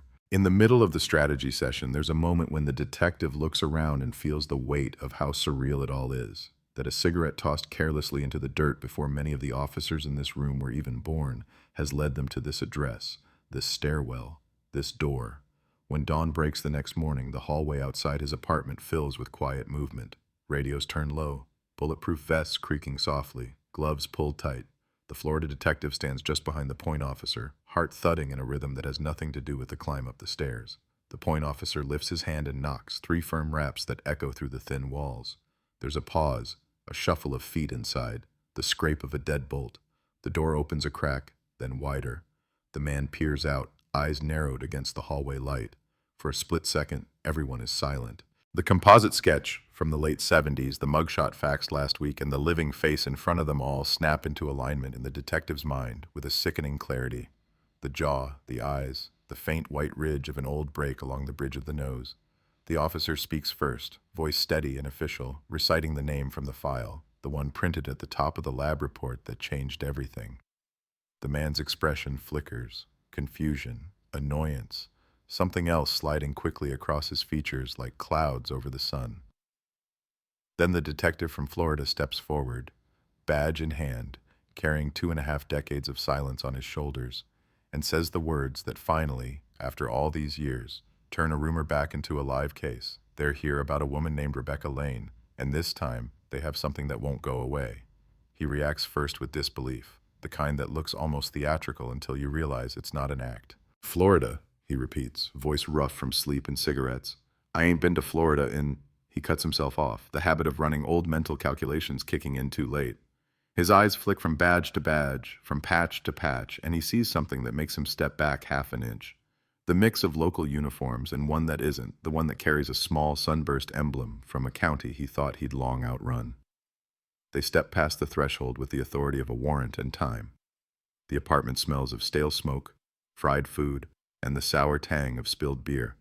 There's a sagging couch, a TV frozen on a muted game show, an ashtray overflowing with butts crushed down to the filter.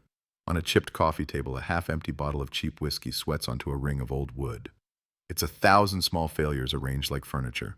The Florida detective says his name again, this time with the formal cadence of an arrest. He lays out the charge in plain words. He is being taken into custody in connection with the homicide of Rebecca Lane, occurring in Florida in August of 1979.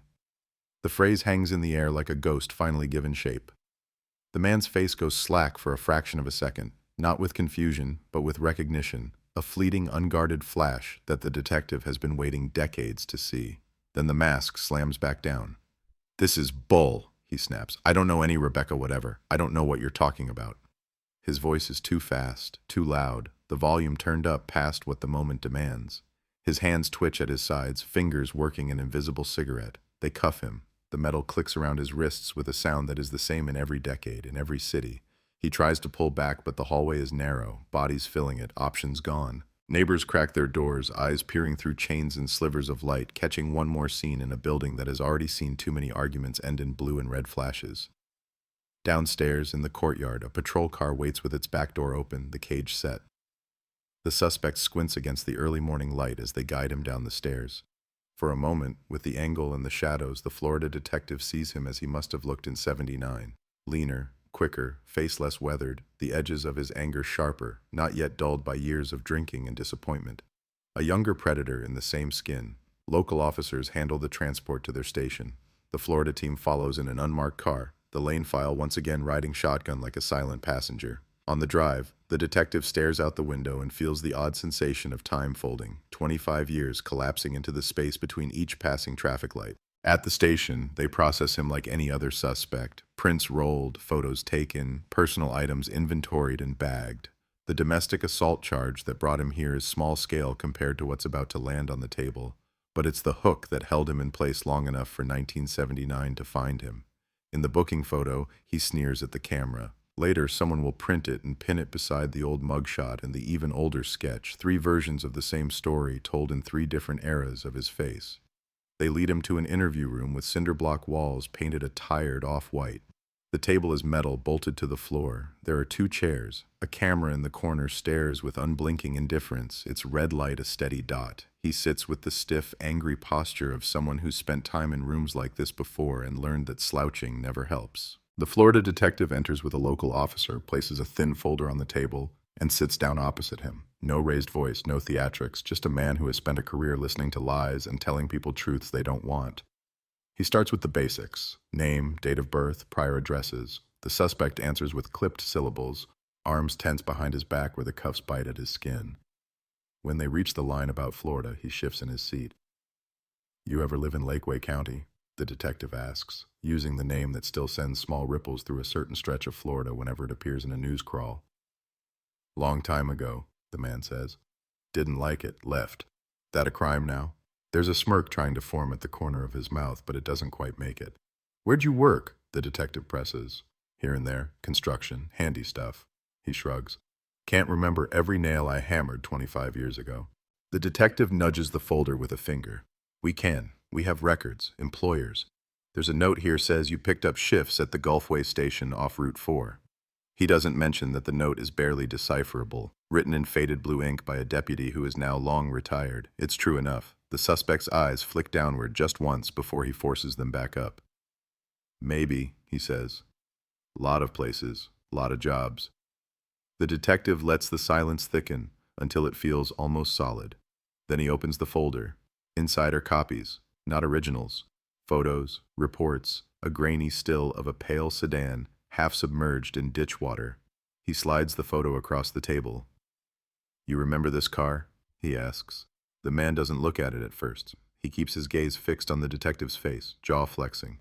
Only when he realizes that refusing entirely will look worse than anything he might reveal does he glance down. The photo is black and white, but the story behind it bleeds in full color if you know what you're seeing. The tilted angle, the open door, the dark stain on the seat. Never seen it, he says too fast. It was found the night of August 14th, 1979, the detective continues, voice level. State Road 19, Cypress Cut, Florida tags, registered to a woman named Rebecca Lane. There was a lot of her blood in that car. There was a cigarette in the dirt outside, right about here. He taps the corner of the photo where the text once marked an evidence number. The suspect swallows. It's small, barely a movement, but the camera sees it. The detective does too. I don't smoke, the man lies. The detective reaches into the folder again and pulls out a document covered in columns of numbers and letters, the lab logo crisp at the top. This is a DNA report, he says. Science wasn't what it is now back then. We couldn't do this in '79. We can now. That cigarette butt from the roadside, the one from outside her car, we tested it twice. The DNA on it matches you to a statistical certainty. It's you. For a second, the suspect looks almost offended, as if the accusation is not murder but bad math. That's bull, he snaps. Them lab people mess things up all the time. Maybe you dropped it there when you went poking around. Maybe it was someone else. I wasn't there. The detective leans forward, elbows on the table, voice dropping halfway to a tone that is almost conversational. Here's the thing, he says. Nobody knew your name when they picked that cigarette up. Nobody knew who you were when they sealed it in an envelope, when they put it in a box, when it sat in a locker for 20 years. Your name didn't go on this report until last month when you got arrested here, when they took a swab from your cheek. It's not a setup. It's a straight line from that road to your mouth. The suspect looks away, jaw clenching. The walls hover closer. The hum of the fluorescent light digs into the silence like an insect. The detective lets the weight of the words press down, lets the reality of evidence do what lectures can't. You want a lawyer? The local officer asks, knowing the script, knowing what comes next as well as anyone. There's a war happening behind the suspect's eyes, old habits of denial wrestling with the sudden terrifying awareness that this time it might not be enough. He has talked his way out of smaller things. He has lied in smaller rooms and walked away with nothing more than a warning or a probation form. This is different. The word homicide sits on the table between them like a loaded weapon. Yeah, he mutters finally. Yeah, I want a lawyer. The interview ends with the dull snap of the recorder being switched off. They don't push past the invocation. They've waited decades. They can wait a few more hours. They stand, collect their papers, leave him alone in the cinder block room with his cuffed hands and his reflection in the small dark eye of the camera. On the other side of the glass, in the observation room, the Florida detective exhales slowly. He's lying, one of the locals says, as if anyone in that room needed it confirmed. Of course he is, the detective replies. But now he's lying to the weight of a lab report, not just to us. He taps the folder. We have enough to start, but Florida won't take a maybe. We need more. More means going back. Back into his history, his habits, his geography. They comb through employment records from the 70s, pulling names of co-workers, supervisors, the woman who ran the rooming house where he rented a bed for cash. Old paper logs are dragged out of storage in Florida, their pages fragile, their ink faded like bruises. Some of the people on those pages are dead now. Others are scattered across states, their own lives curled away from the year 1979 like burned paper. The team splits their work between states. In the Midwest, they track down the suspect's recent past. Bars where he's known, neighbors who describe him as moody and keeps to himself, exes who roll their eyes and say, I always knew he'd end up in cuffs again. They gather a portrait of a man who lives small and angry, never staying long enough in one place to grow roots, always carrying a little storm around him. In Florida, officers drive old streets that have grown new stoplights and subdivisions. The Gulfway station is gone, replaced by a bigger chain with more pumps and brighter lights. The old dirt lane of Cypress Cut is half paved now, the ditch narrower where the county widened the road years back. Still, when they step out of their cars, the air smells the same: damp earth, diesel from passing trucks, the green rot of standing water. They knock on the door of the woman who ran the rooming house back then, if she's still alive. She is smaller now, hunched, her hair a gray cloud pinned hastily back. Her porch is crowded with potted plants and wind chimes that ring softly with every hint of a breeze. She squints at the badge, then at the old photo they show her of a much younger version of the man they just arrested. "Oh, him," she says after a long pause. "Yeah, I remember. Always late with rent, always trying to borrow, creep the girls out. What's he done now?" When they say the word murder, she goes quiet. Her eyes slide past them to some point over their shoulders, where the late afternoon light catches dust in the air. Slowly, memories loosen. "He used to come in late," she says. "Real late. Smelling like gas and, I don't know, like the road. Not beer, something else. Had that look, you know?" She taps the side of her head. Like something behind his eyes wasn't staying put. One time, around when that nurse went missing, she stops herself, looks back at them sharply. "This about her?" They nod. It is. She presses her lips together, thinking. "He came in that night. I think it was that night. Shirt all messed up, hands shaking. I asked if he was okay. He told me to mind my business. I told him if he got blood on my hallway, I'd throw him out. He laughed. Not funny like. Just laughed." She swallows. I remember that laugh. Her memory isn't a smoking gun, not by courtroom standards, but it's a match held to old gasoline. The detective's notes fill with underlined phrases. Came in late, shaking around that time. That laugh. The shape of the story becomes sharper, the edges less fuzzy. Back in the Midwestern station, the suspect's lawyer arrives, a tired public defender with a crowded calendar and a face that has learned not to flinch. He sits down with his client, goes over the paperwork, the charges, the bare bones of what Florida is preparing to lay at his feet. The suspect insists again and again, he didn't do it, he didn't know her, the lab made a mistake, it's all a mix-up. The lawyer listens, nods, and knows, deep down, that some part of the story he's being fed is rot. A hearing is scheduled on the extradition. The courtroom is small, wood-paneled, fluorescent lit like all the others. The suspect stands in a wrinkled orange jumpsuit, wrists bound, flanked by deputies. The Florida detective sits in the back row, the lane file on his lap, watching the man who has lived for decades as a rumor and a sketch, now reduced to docket number and case caption.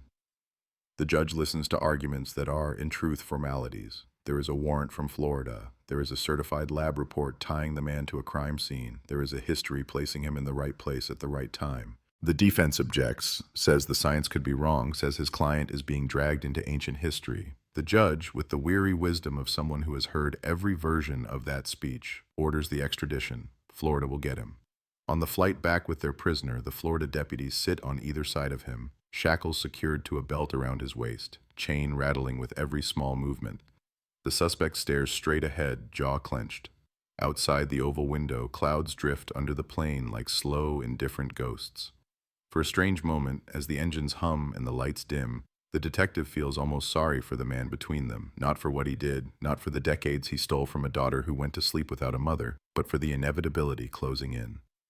The long, ugly miracle of modern forensics has finally found a thread from Cypress Cut and threaded it straight through this airplane cabin in the sky. When the wheels touch down on Florida tarmac, the heat that hits them on the jet bridge feels almost exactly the same as it did on that August morning in 1979. Heavy, wet, claustrophobic. The suspect squints against the brightness, the smell of palm and asphalt and sea salt mixing into something strangely familiar. For the first time since they put him in cuffs, something like genuine fear flickers across his face. The sheriff is waiting at the sally port when the transport van pulls in.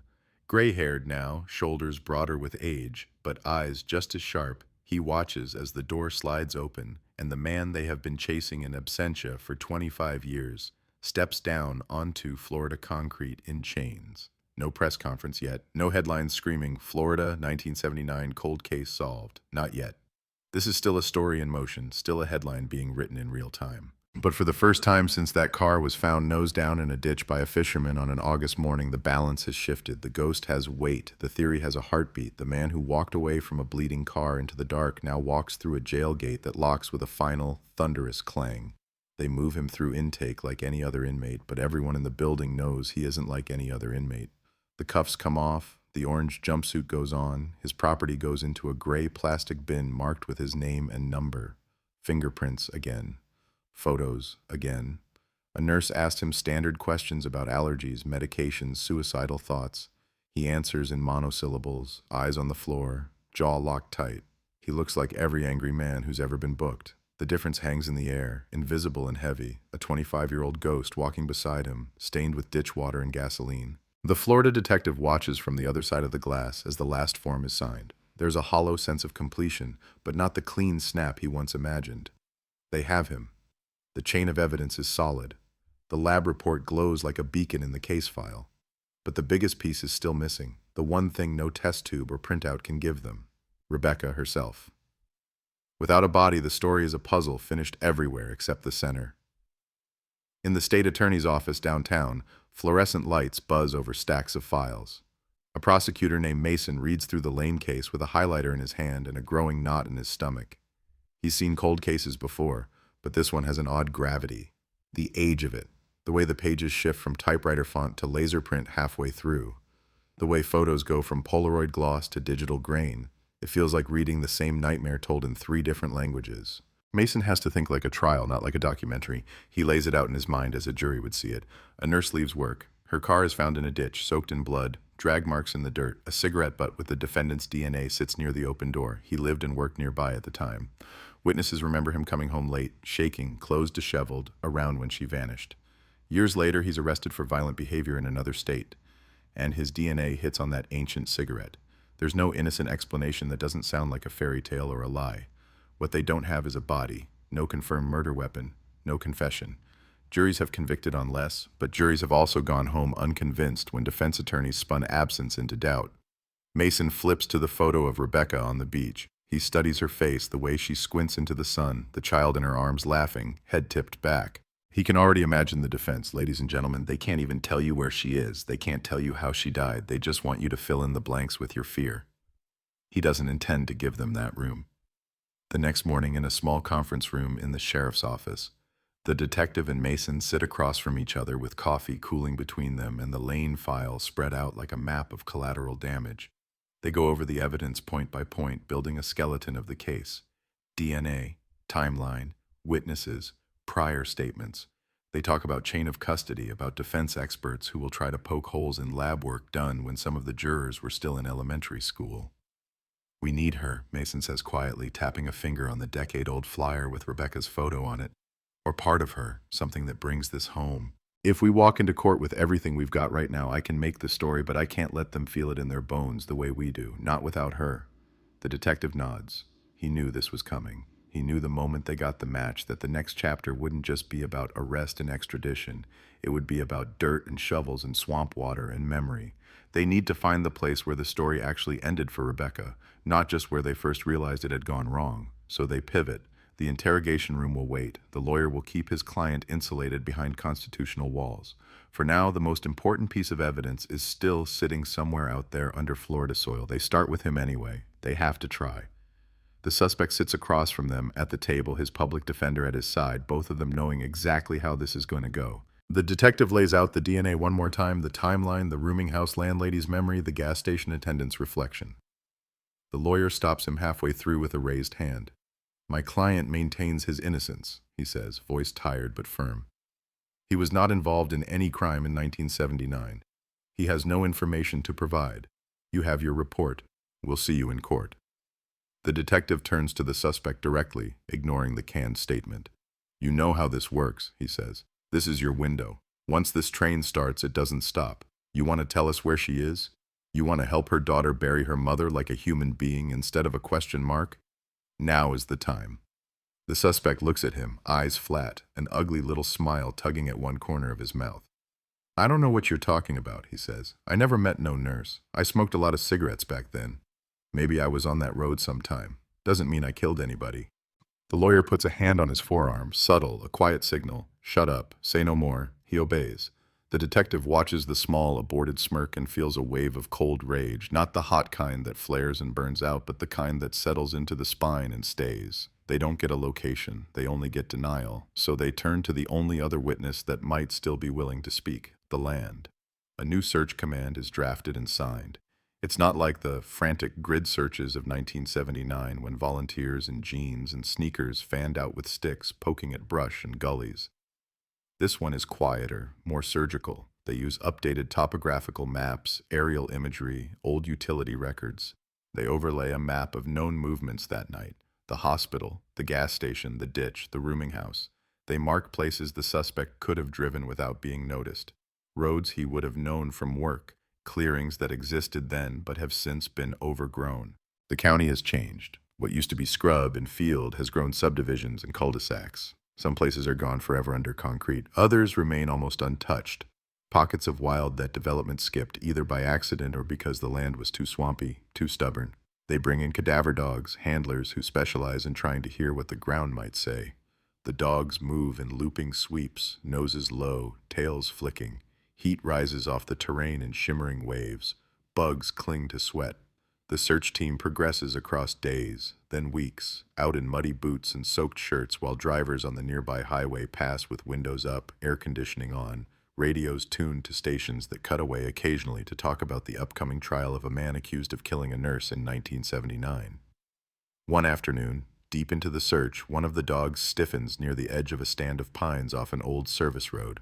The handler feels the change immediately. It's in the tension of the leash, the sudden intense focus. The dog circles, then sits, head turned toward a patch of ground that looks no different from any other. Pine needles, sandy soil, a scatter of rotting leaves. The handler raises a hand. "Alert," he calls out. They mark the spot. A forensic team moves in with gloved hands and small tools, working slowly, shaving back the layers.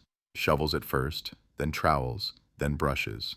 The soil tells a story in colors. Loose top layer, compacted older strata, a faint discolored line where the earth was disturbed long ago and then tried to forget. They find bone. At first no one breathes. They all know it could be anything. Animal, old, a remnant of some other buried thing. But as the pieces emerge, one by one, arranged on clean plastic sheeting, the shape becomes unmistakable. Fragments of a pelvis, a partial femur, small, fragile bones from hands that once adjusted IV lines and soothed frightened patients. It's not everything, not a full skeleton laid out like a diagram, but it is enough. An anthropologist is called in, measurements are taken, age, sex, ancestry profiles are drawn. It's a woman, adult, the timeline fits, the location fits, the proximity to the suspect's old roots fits like a cruel lock. They comb the area more. A rusted metal object appears in the loosened earth, flaking under the touch. A knife, blade eaten by time, handle mostly gone. It goes into a bag. Near it, scraps of fabric clumped into colorless knots. Insect activity, root disturbance, all the subtle signs that the body lay here long enough for the forest to begin taking it back. The bones go to the lab. So does a half-preserved molar, enamel intact. If they can recover mitochondrial DNA, they can compare it to Emma's. The wait feels longer than all the years before, even though it's just weeks. The detective, who has spent half his career with this file at his elbow, finds himself checking his phone like a nervous parent waiting for a test result. When the call comes, it's simple, almost anticlimactic in its delivery. The analyst confirms that the mitochondrial DNA is consistent with a maternal match. The remains found in that shallow, forgotten grave are, to a scientific certainty, those of Rebecca Lane. For a long moment, the detective doesn't say anything. There's nothing to say that can properly fit the size of it. They have found her, not alive, not miraculously returned, but in the only way that was ever realistically left. The question mark that hung over the words, "Where is she?" for 25 years has finally bent into a period. He drives to Emma's house that evening instead of calling. It feels wrong to let something like this travel through wires and towers. Her neighborhood is quick to darken after sunset, porch lights glowing in small halos, sprinklers ticking in distant yards. She opens the door with her child, 7 now. A small boy with her eyes, peeking from behind her hip. One look at the detective's face, and she sends the boy to his room with a promise she doesn't quite voice. They sit at her kitchen table, the same posture he's taken with so many families, but this one has history embedded in every glance. He tells her, gently, that they have found remains, and that tests confirm they are her mother's. He explains about the dogs, the forest, the shallow grave. He keeps the details spare, factual. He doesn't mention the knife. He doesn't mention the way the soil clung to the bones. Emma listens with her hands folded so tightly her knuckles turn white. When he finishes, she lets out a breath that sounds almost like a sob and almost like a laugh. So she was there, she says, voice small. All this time, while I was doing everything else, Christmas, school, prom, she was just there. He doesn't try to answer that. There is no answer that doesn't sound like an insult. He tells her there will be a proper burial now, that she can choose where, that this isn't the end, but it's an end to one part of it. The criminal case will move forward stronger, harder to outrun. The human case, hers, can finally lay one piece to rest. The news breaks within hours. Reporters use the phrase they've been holding in draft folders for years. Florida, 1979, cold case solved. Photos of the dig site flash on screens. Tarps, tents, people in white Tyvek suits bending over a rectangle of exposed earth. Rebecca's beach photo runs again, this time side by side with a mugshot of the man now sitting in a Florida jail cell with the weight of her bones pressing invisibly on his shoulders. In the jail, he watches the coverage on a small TV bolted high on the wall of the common room. The sound is low, but he doesn't need volume to recognize his own face. He sees the words scrolling across the bottom of the screen and feels his stomach twist. Remains identified as missing nurse Rebecca Lane, who disappeared in 1979. Authorities credit advances in DNA technology. He changes the channel, but the story follows. Different anchor, same headline, same photos. In his cell that night, staring at the ceiling, he runs through possible angles. Maybe he can say he just found her, panicked, buried her instead of calling for help. Maybe he can twist self-defense out of the air, claim she attacked him, claim it was an accident. Maybe he can cling to denial so fiercely that one juror out of 12 hesitates. He doesn't think about remorse. He thinks about survival. It's what he's always done. Back at the sheriff's office, the corkboard has changed. The missing person flyers are replaced with found across the top. The timeline, once trailing off into speculation, now has a hard endpoint marked in red ink at the clearing in the pines. The sheriff stands in front of it, with the detective and the prosecutor, each of them knowing the same thing. The story has turned. The mystery is no longer whether Rebecca was killed.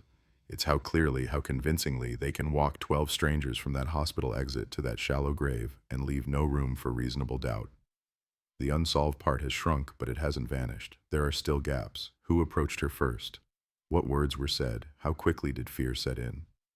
Did she bargain, fight, pray?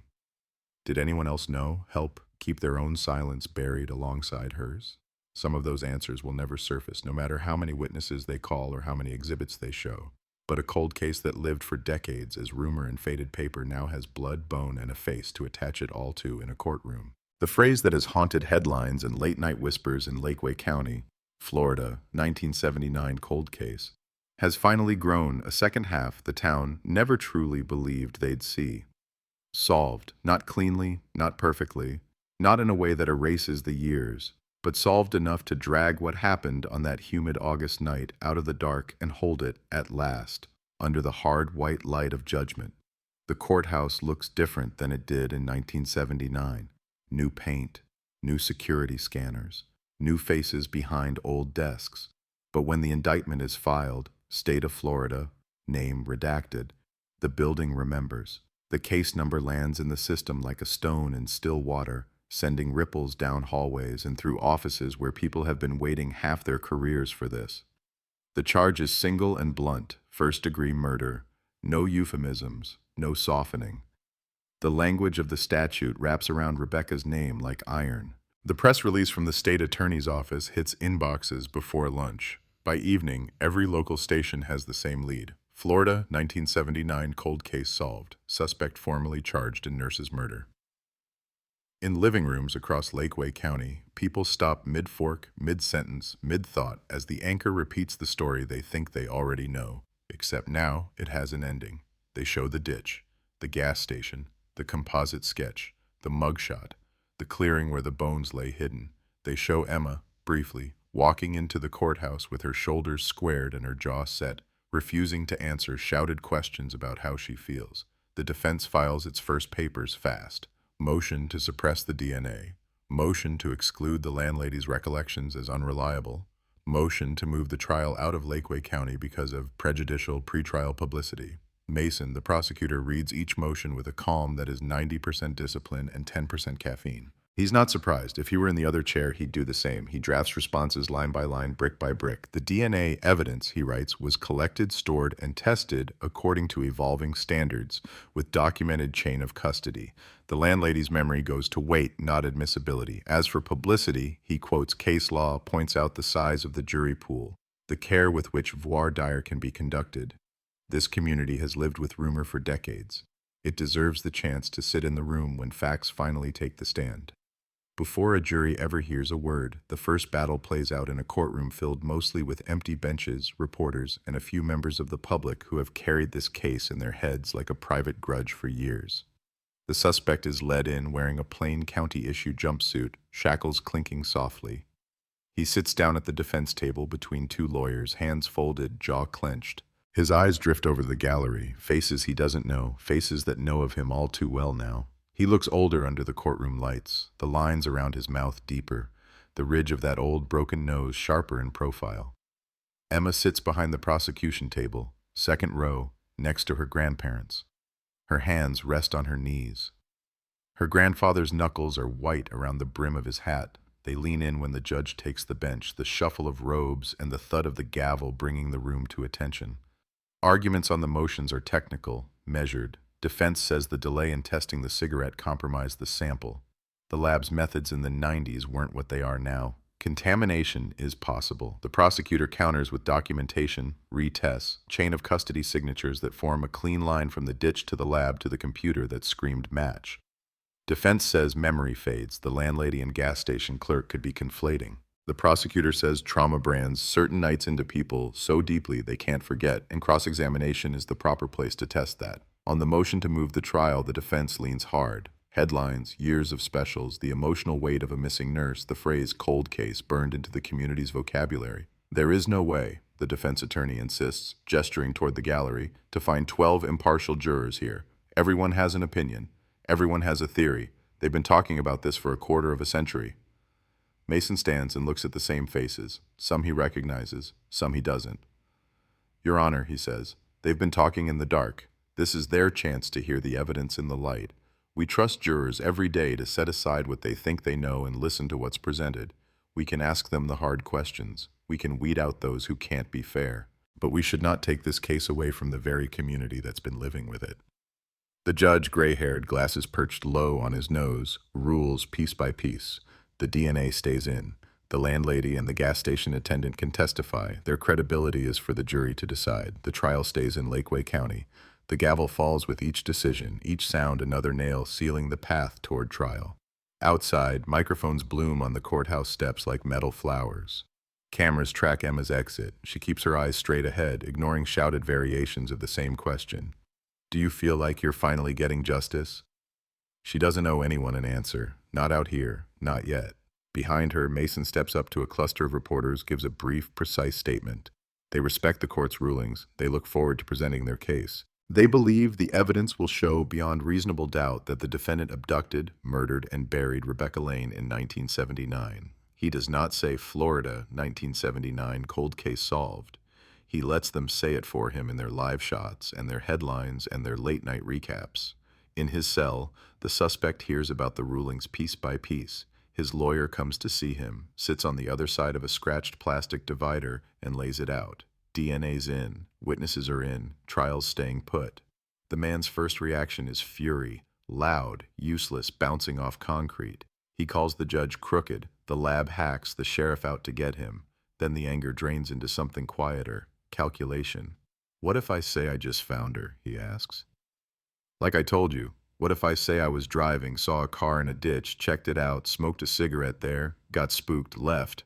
I didn't tell nobody because I didn't want trouble. That's why my smoke's there. That ain't murder. The lawyer rubs his eyes, rubs his... You're telling me you happened to be at the exact scene of a blood-soaked car with a missing nurse, and your explanation is you just left for 25 years, never told anyone? People do weird things, the suspect mutters. You said yourself juries are dumb. Juries are a lot of things, the lawyer replies. What they're not is allergic to common sense. And common sense says nobody stumbles onto that scene and just goes about their life. He floats the only other option that makes any legal sense. If you cooperate, if you give them a detailed statement, if there's anything we can hang mitigators on, we might talk about a plea. Maybe we take first degree off the table. Maybe we avoid life without parole, but that only happens if you give them something big. Where, how, why, truth they can verify. The suspect looks at him for a long moment, something cold and reptilian behind his eyes. You want me to roll over, he says. Admit to something I didn't do. The lawyer doesn't bother arguing the didn't. I'm telling you what the landscape is, he says. You're not winning a lab messed up case with this much paper stacked against you. The suspect leans back, metal stool scraping. No deals, he says finally. They want a fight. They can have one. The lawyer knows a lost client when he sees one. He also knows his job doesn't stop because the odds are bad. He leaves with a file that feels heavier by the day. Meanwhile, Mason builds. He calls in experts, the DNA analyst, the forensic anthropologist, the dog handler, the property clerk who cared enough to rebag a cigarette butt before anyone knew what it would one day be worth. They walk through testimony outlines, exhibits, language. He tells them what the defense will attack, where the cross-examinations will circle like sharks, and he prepares them to stand steady. He visits the evidence room personally. The cigarette is now almost a relic, its physical existence less important than the genetic story already extracted from it, but he still looks at it through the clear plastic, trying to feel the weight of what it represents. A careless flick of fingers in 1979. A tiny cylinder lying in the dirt while deputies tromped past, someone bagging it out of habit, time ignoring it, science catching up, a match blinking onto a screen in another state. He pictures a juror holding that bag, seeing not just trash, but arrogance. He meets with Emma again, this time with a recorder off and a notepad open. I want to talk about your testimony, he says gently. We don't need to go over what you'll say yet. I want to know how much you can carry. She sits across from him in a windowless conference room, the same one where victims' families have sat and tried to make sense of court language. I'll do whatever you need, she says. If I have to get up there and talk about her every day for a month, I'll do it. He shakes his head. You're not our fact witness, he says. You're our heart. The defense will try not to cross you because you're sympathetic and they know it, but they might have to. We need to think about what helps the jury understand the real impact without letting them turn you into a target. She nods slowly. So what do you want me to say? He talks about briefly describing who her mother was, a little about waiting for her to come home, a little about growing up with a missing person instead of a parent, a little about the call that the remains were found, not the gore, not the detail, not the ditch, her side of the void, not the crime scene. Can I tell them she was kind? Emma asks. That she stayed late at the hospital when people didn't have anybody to sit with them? Yes, he says. Tell them that. Let them see her as more than a photo. What about him, she asks, meaning the man who will be sitting 20 feet away from her in an orange jumpsuit surrounded by lawyers and deputies. Do I have to look at him? You don't have to do anything you don't want to, Mason says. But juries watch faces. They read where your eyes go. If you can look at him without breaking, it tells them something. If you can't, that tells them something too. There's no perfect answer, only the one that lets you survive the day. She thinks about it, fingers worrying the edge of a styrofoam cup. I've been picturing him for years, she says. Might as well see if the real thing is worse than what I made up. Trial prep spills into the town in quieter ways. The diner where people speculated wildly in 1979 now hosts more measured debates over coffee that's only a little less burnt than it was back then. Some say they should throw away the key and forget his name. Others, fewer but louder, say it's been too long, evidence is too old, who knows what really happened out there in the dark. DNA don't lie, an older man at the counter says, stabbing the air with a sugar packet. Back then they had prints and hunches, now they got numbers. That cigarette is like he signed the scene. A waitress wiping the counter shakes her head. I was a kid when she went missing, she says. My mama wouldn't drive that road after dark for years. Said the devil lived in the ditch. Feels like he's finally got an address now. Jury summonses go out in thick white envelopes. People open them with groans or shrugs, not yet realizing what case they might be pulled into. One by one, they'll file into the courtroom for voir dire, sit in the box while lawyers ask them uncomfortable questions about what they've seen, what they believe, whether they can put aside decades of rumor and watch the evidence with fresh eyes. The suspect sits in his cell on the eve of trial, listening to the jail's fluorescent buzz and the distant clank of doors. Outside, the town hums at a slightly different pitch, tuned to the awareness that tomorrow, after 25 years of might-have-beens and whispers, the story will finally be told under oath. He stares at the ceiling and tells himself a story too. In his version, the lab made a mistake. The witnesses are confused. The land moved her bones all on its own. Juries can be distracted. Lawyers can stumble. Reasonable doubt is a wide, forgiving thing if you push it far enough. In the quiet, another version of the night tries to claw its way into his mind. The glare of headlights, the sound a body makes when it hits dirt, the feel of his hands shaking as he buried what he thought no one would ever find. He pushes it down. He has practice. He's had 25 years of practice. Morning will bring suits and ties, bailiff's calls, a judge's instructions, the rustle of 12 people taking their seats with notepads and pens, ready to be told who to believe. It will bring exhibits and objections, and the first time the words "on the night of August 14th, 1979, are spoken into the record in a room where the man accused of making what came next happen is close enough to hear his own story rewritten without him. The headline has already been written outside. Florida, 1979, cold case solved. Inside, in the charged air of that courtroom, the question narrows to something sharper, harsher, and far more personal. Will 12 strangers agree that solved means him? The morning of opening statements feels heavy, like the air itself knows what it's about to hear. The courthouse parking lot fills early, reporters unloading camera gear, retirees finding excuses to run errands, courthouse staff murmuring about how long this trial might last. Inside, the hall smells faintly of coffee and nervous sweat. Deputies stand at every corner, their radios low, their faces unreadable. When the bailiff's voice calls the courtroom to order, the sound of benches creaking and shuffling feet rolls through the room like a wave. The jury files in, 12 faces, deliberate and anonymous. They look like everyone and no one, a teacher, a retiree, a mechanic, a young mother, a college student home for summer. They settle into their seats, eyes flicking from the judge to the attorneys to the man at the defense table who refuses to look at anyone. The judge's instructions are routine but weighted. They're to listen only to the evidence, not the headlines, not the history, not the whispers they've heard their whole lives. The words "innocent until proven guilty" hang in the air, fragile and formal. Then he nods to Mason. "State, you may proceed." Mason stands, buttoning his jacket, and steps toward the jury box. His voice is calm, low, steady, the voice of a man who knows the power of silence as much as sound. On the night of August 14th, 1979, he begins, a nurse named Rebecca Lane finished her shift at Lakeway Regional Hospital and drove home. She never made it. A pause. Her car was found the next morning in a drainage ditch off a back road called Cypress Cut. The driver's door open. Blood inside, drag marks leading away, no body, no suspect. For 25 years, her family and this community asked the same question. What happened to Rebecca? He turns slightly, gestures toward the defense table without pointing. This man had the answer the entire time. The defense objects to the phrasing, too direct, too prejudicial, but the judge lets it stand, his gavel resting idle. Mason continues, pacing slowly in front of the jury. He paints the story in images instead of jargon. Headlights cutting through fog, a lonely road, a single cigarette glowing in the dark. He explains how science caught up, how a trace of saliva, forgotten in an envelope for decades, spoke louder than all the lies that filled the years. You will see evidence that places his DNA, his genetic fingerprint, at the scene of Rebecca Lane's car, he says. You will hear from witnesses who saw him that night, and from experts who will tell you the odds of that cigarette belonging to anyone else are so small they might as well not exist. You will see how he lived within miles of her, worked near her route home, and left Florida without a word right after she disappeared. And you will see, finally, how Rebecca was found, where he left her. He lets the words hang there, heavy and cold. This case isn't about the passage of time, it's about the endurance of truth. It's about a mistake he made, a single moment of arrogance when he thought the world would forget her. But the world didn't. The evidence didn't. The dirt remembered. He returns to his table, the air tight with quiet.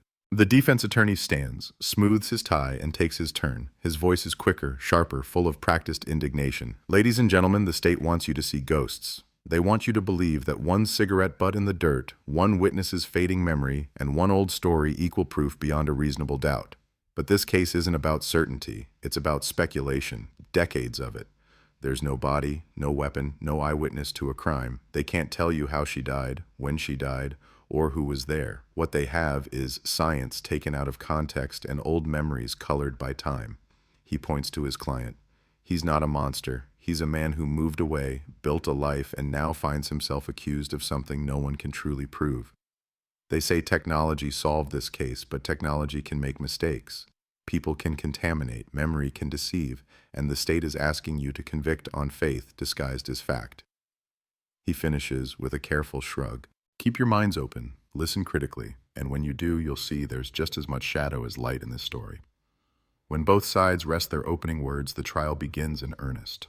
The prosecution starts with the past, the first responders from 1979, their memories preserved in reports and depositions.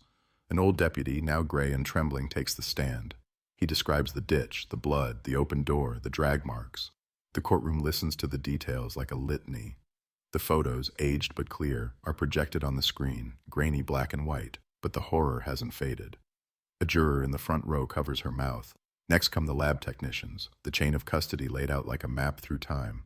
One by one, the scientists tell the story of evidence that never aged, how it was stored, sealed, tested, retested, matched. Charts, numbers, ratios. They translate statistics into sentences. 1 in 2 trillion. The DNA from that cigarette belongs to the defendant.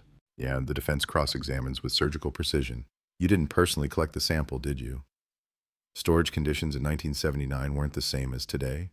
You can't tell us when that cigarette was dropped, only that it existed. They plant seeds of maybe. Maybe it was left days earlier. Maybe someone else smoked it. Maybe contamination. The jurors write notes furiously, pens scratching paper like whispers. Then comes the witness who was young once, the gas station attendant. Older now, her hands unsteady, voice soft but steady with memory. She recounts the man at the counter, the reflection of the woman at the pump, the jittering hands. When Mason asks if she sees that man in court, she nods. "He's right there," she says, pointing without shaking. The suspect stares at the table, jaw working, pretending not to hear. The defense challenges her recollection. "It's been 25 years, ma'am. You can't be certain what you saw." She meets his gaze. "Some things you don't forget, not the way someone looks when they've already done something they can't undo." It lands like a hammer. The landlady testifies next. The courtroom stills when she says it. How he came home late that night, shaking, shirt stained, laughing when she told him to clean up. Her voice trembles, but not from fear. "I should have called somebody," she says. "I should have known."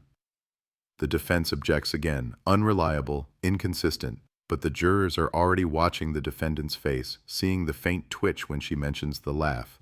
Then come the experts, the forensic anthropologist, the dog handler, the DNA analyst. They bring the science of bones and soil to life with quiet authority. They show slides of the clearing, the skeletal fragments, the knife rusted almost to dust. They explain how mitochondrial DNA confirmed Rebecca's identity beyond doubt. The photos are clinical, but the silence in the courtroom isn't. Finally, Mason calls his last witness, Emma.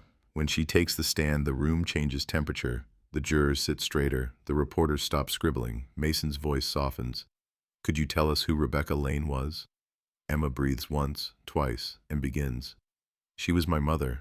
She worked nights so she could be home in the mornings when I woke up. She loved the beach. She hated thunderstorms. She never came home that night." Her words are simple, but they hit like blows. She doesn't cry. She doesn't look at the defendant until Mason asks if she recognizes him. Then she does, just once, long enough to let him see what 25 years of loss looks like in a single stare. "Do you feel like you have closure now?" Mason asks quietly. She shakes her head. "Closure's just another word people use when they want you to stop talking about pain. This isn't closure, it's proof." Murmurs ripple through the room. Even the judge lets the silence stretch before clearing his throat. When the state rests, the courtroom feels hollowed out. The defense calls only 2 witnesses, experts to question DNA degradation and memory accuracy. Their words are sharp, full of charts and probabilities, but the jurors' eyes glaze. The logic lands, but the weight doesn't. The defense attorney ends with a closing plea for doubt, too old, too cold, too uncertain. And then it's Mason's turn. He stands before the jury one last time, the lights dim, the air tense. He points to the evidence table, the photo of the car, the cigarette, the composite sketch, the Polaroid of Rebecca laughing on the beach. 25 years ago, he says, this man thought darkness was permanent, that the road would forget, that the world would move on. But the truth stayed patient. It waited in a box, it waited in a drawer, it waited in a mother's daughter who refused to stop asking questions. He walks to the jury rail, voice tightening. "You've heard every possible excuse, but evidence doesn't lie. Time doesn't erase guilt, it only delays the moment it catches up." He holds up the photo of Rebecca and her daughter, edges frayed, colors fading. She was 27 years old. She had a 6-year-old girl who still wakes up some nights wondering what her mother's voice would sound like now. And the man who took that away sat in silence while this town tore itself apart looking for her. You are her jury, but you're also her witness. Don't let him bury her twice. The courtroom breathes as one. He sits. The judge gives instructions, the jury files out, and the waiting begins. Hours stretch. Reporters smoke on the courthouse steps. The sheriff paces the hallway. Emma sits in a small room with her hands folded, staring at the floor, refusing to hope but unable not to. When the buzzer sounds, it's late evening. The hallway fills with the sound of shoes on tile, the shuffle of deputies. The jury files back in, faces unreadable. The judge asks the question. The foreman rises, paper in hand. We, the jury, find the defendant, a heartbeat, guilty of murder in the first degree. The sound that follows isn't an outburst. It's a slow, collective exhale, the sound of a town that has held its breath for a quarter of a century. Emma's eyes close. Mason lowers his head. The suspect slumps forward, the smallest flinch betraying the moment when even his own lies run out of space. The judge's gavel cracks once, sealing the verdict into history. Outside, cameras flash, headlines bloom, and for the first time, the phrase that haunted every newspaper finally changes tense. Florida, 1979, cold case solved. But inside, in the quiet after the crowd, Emma stands at the window of the empty courtroom, looking out at the courthouse lawn, lit by floodlights. Solved, she whispers, as if testing the word. It doesn't sound like victory. It sounds like survival. Because some answers don't close stories. They just stop the bleeding.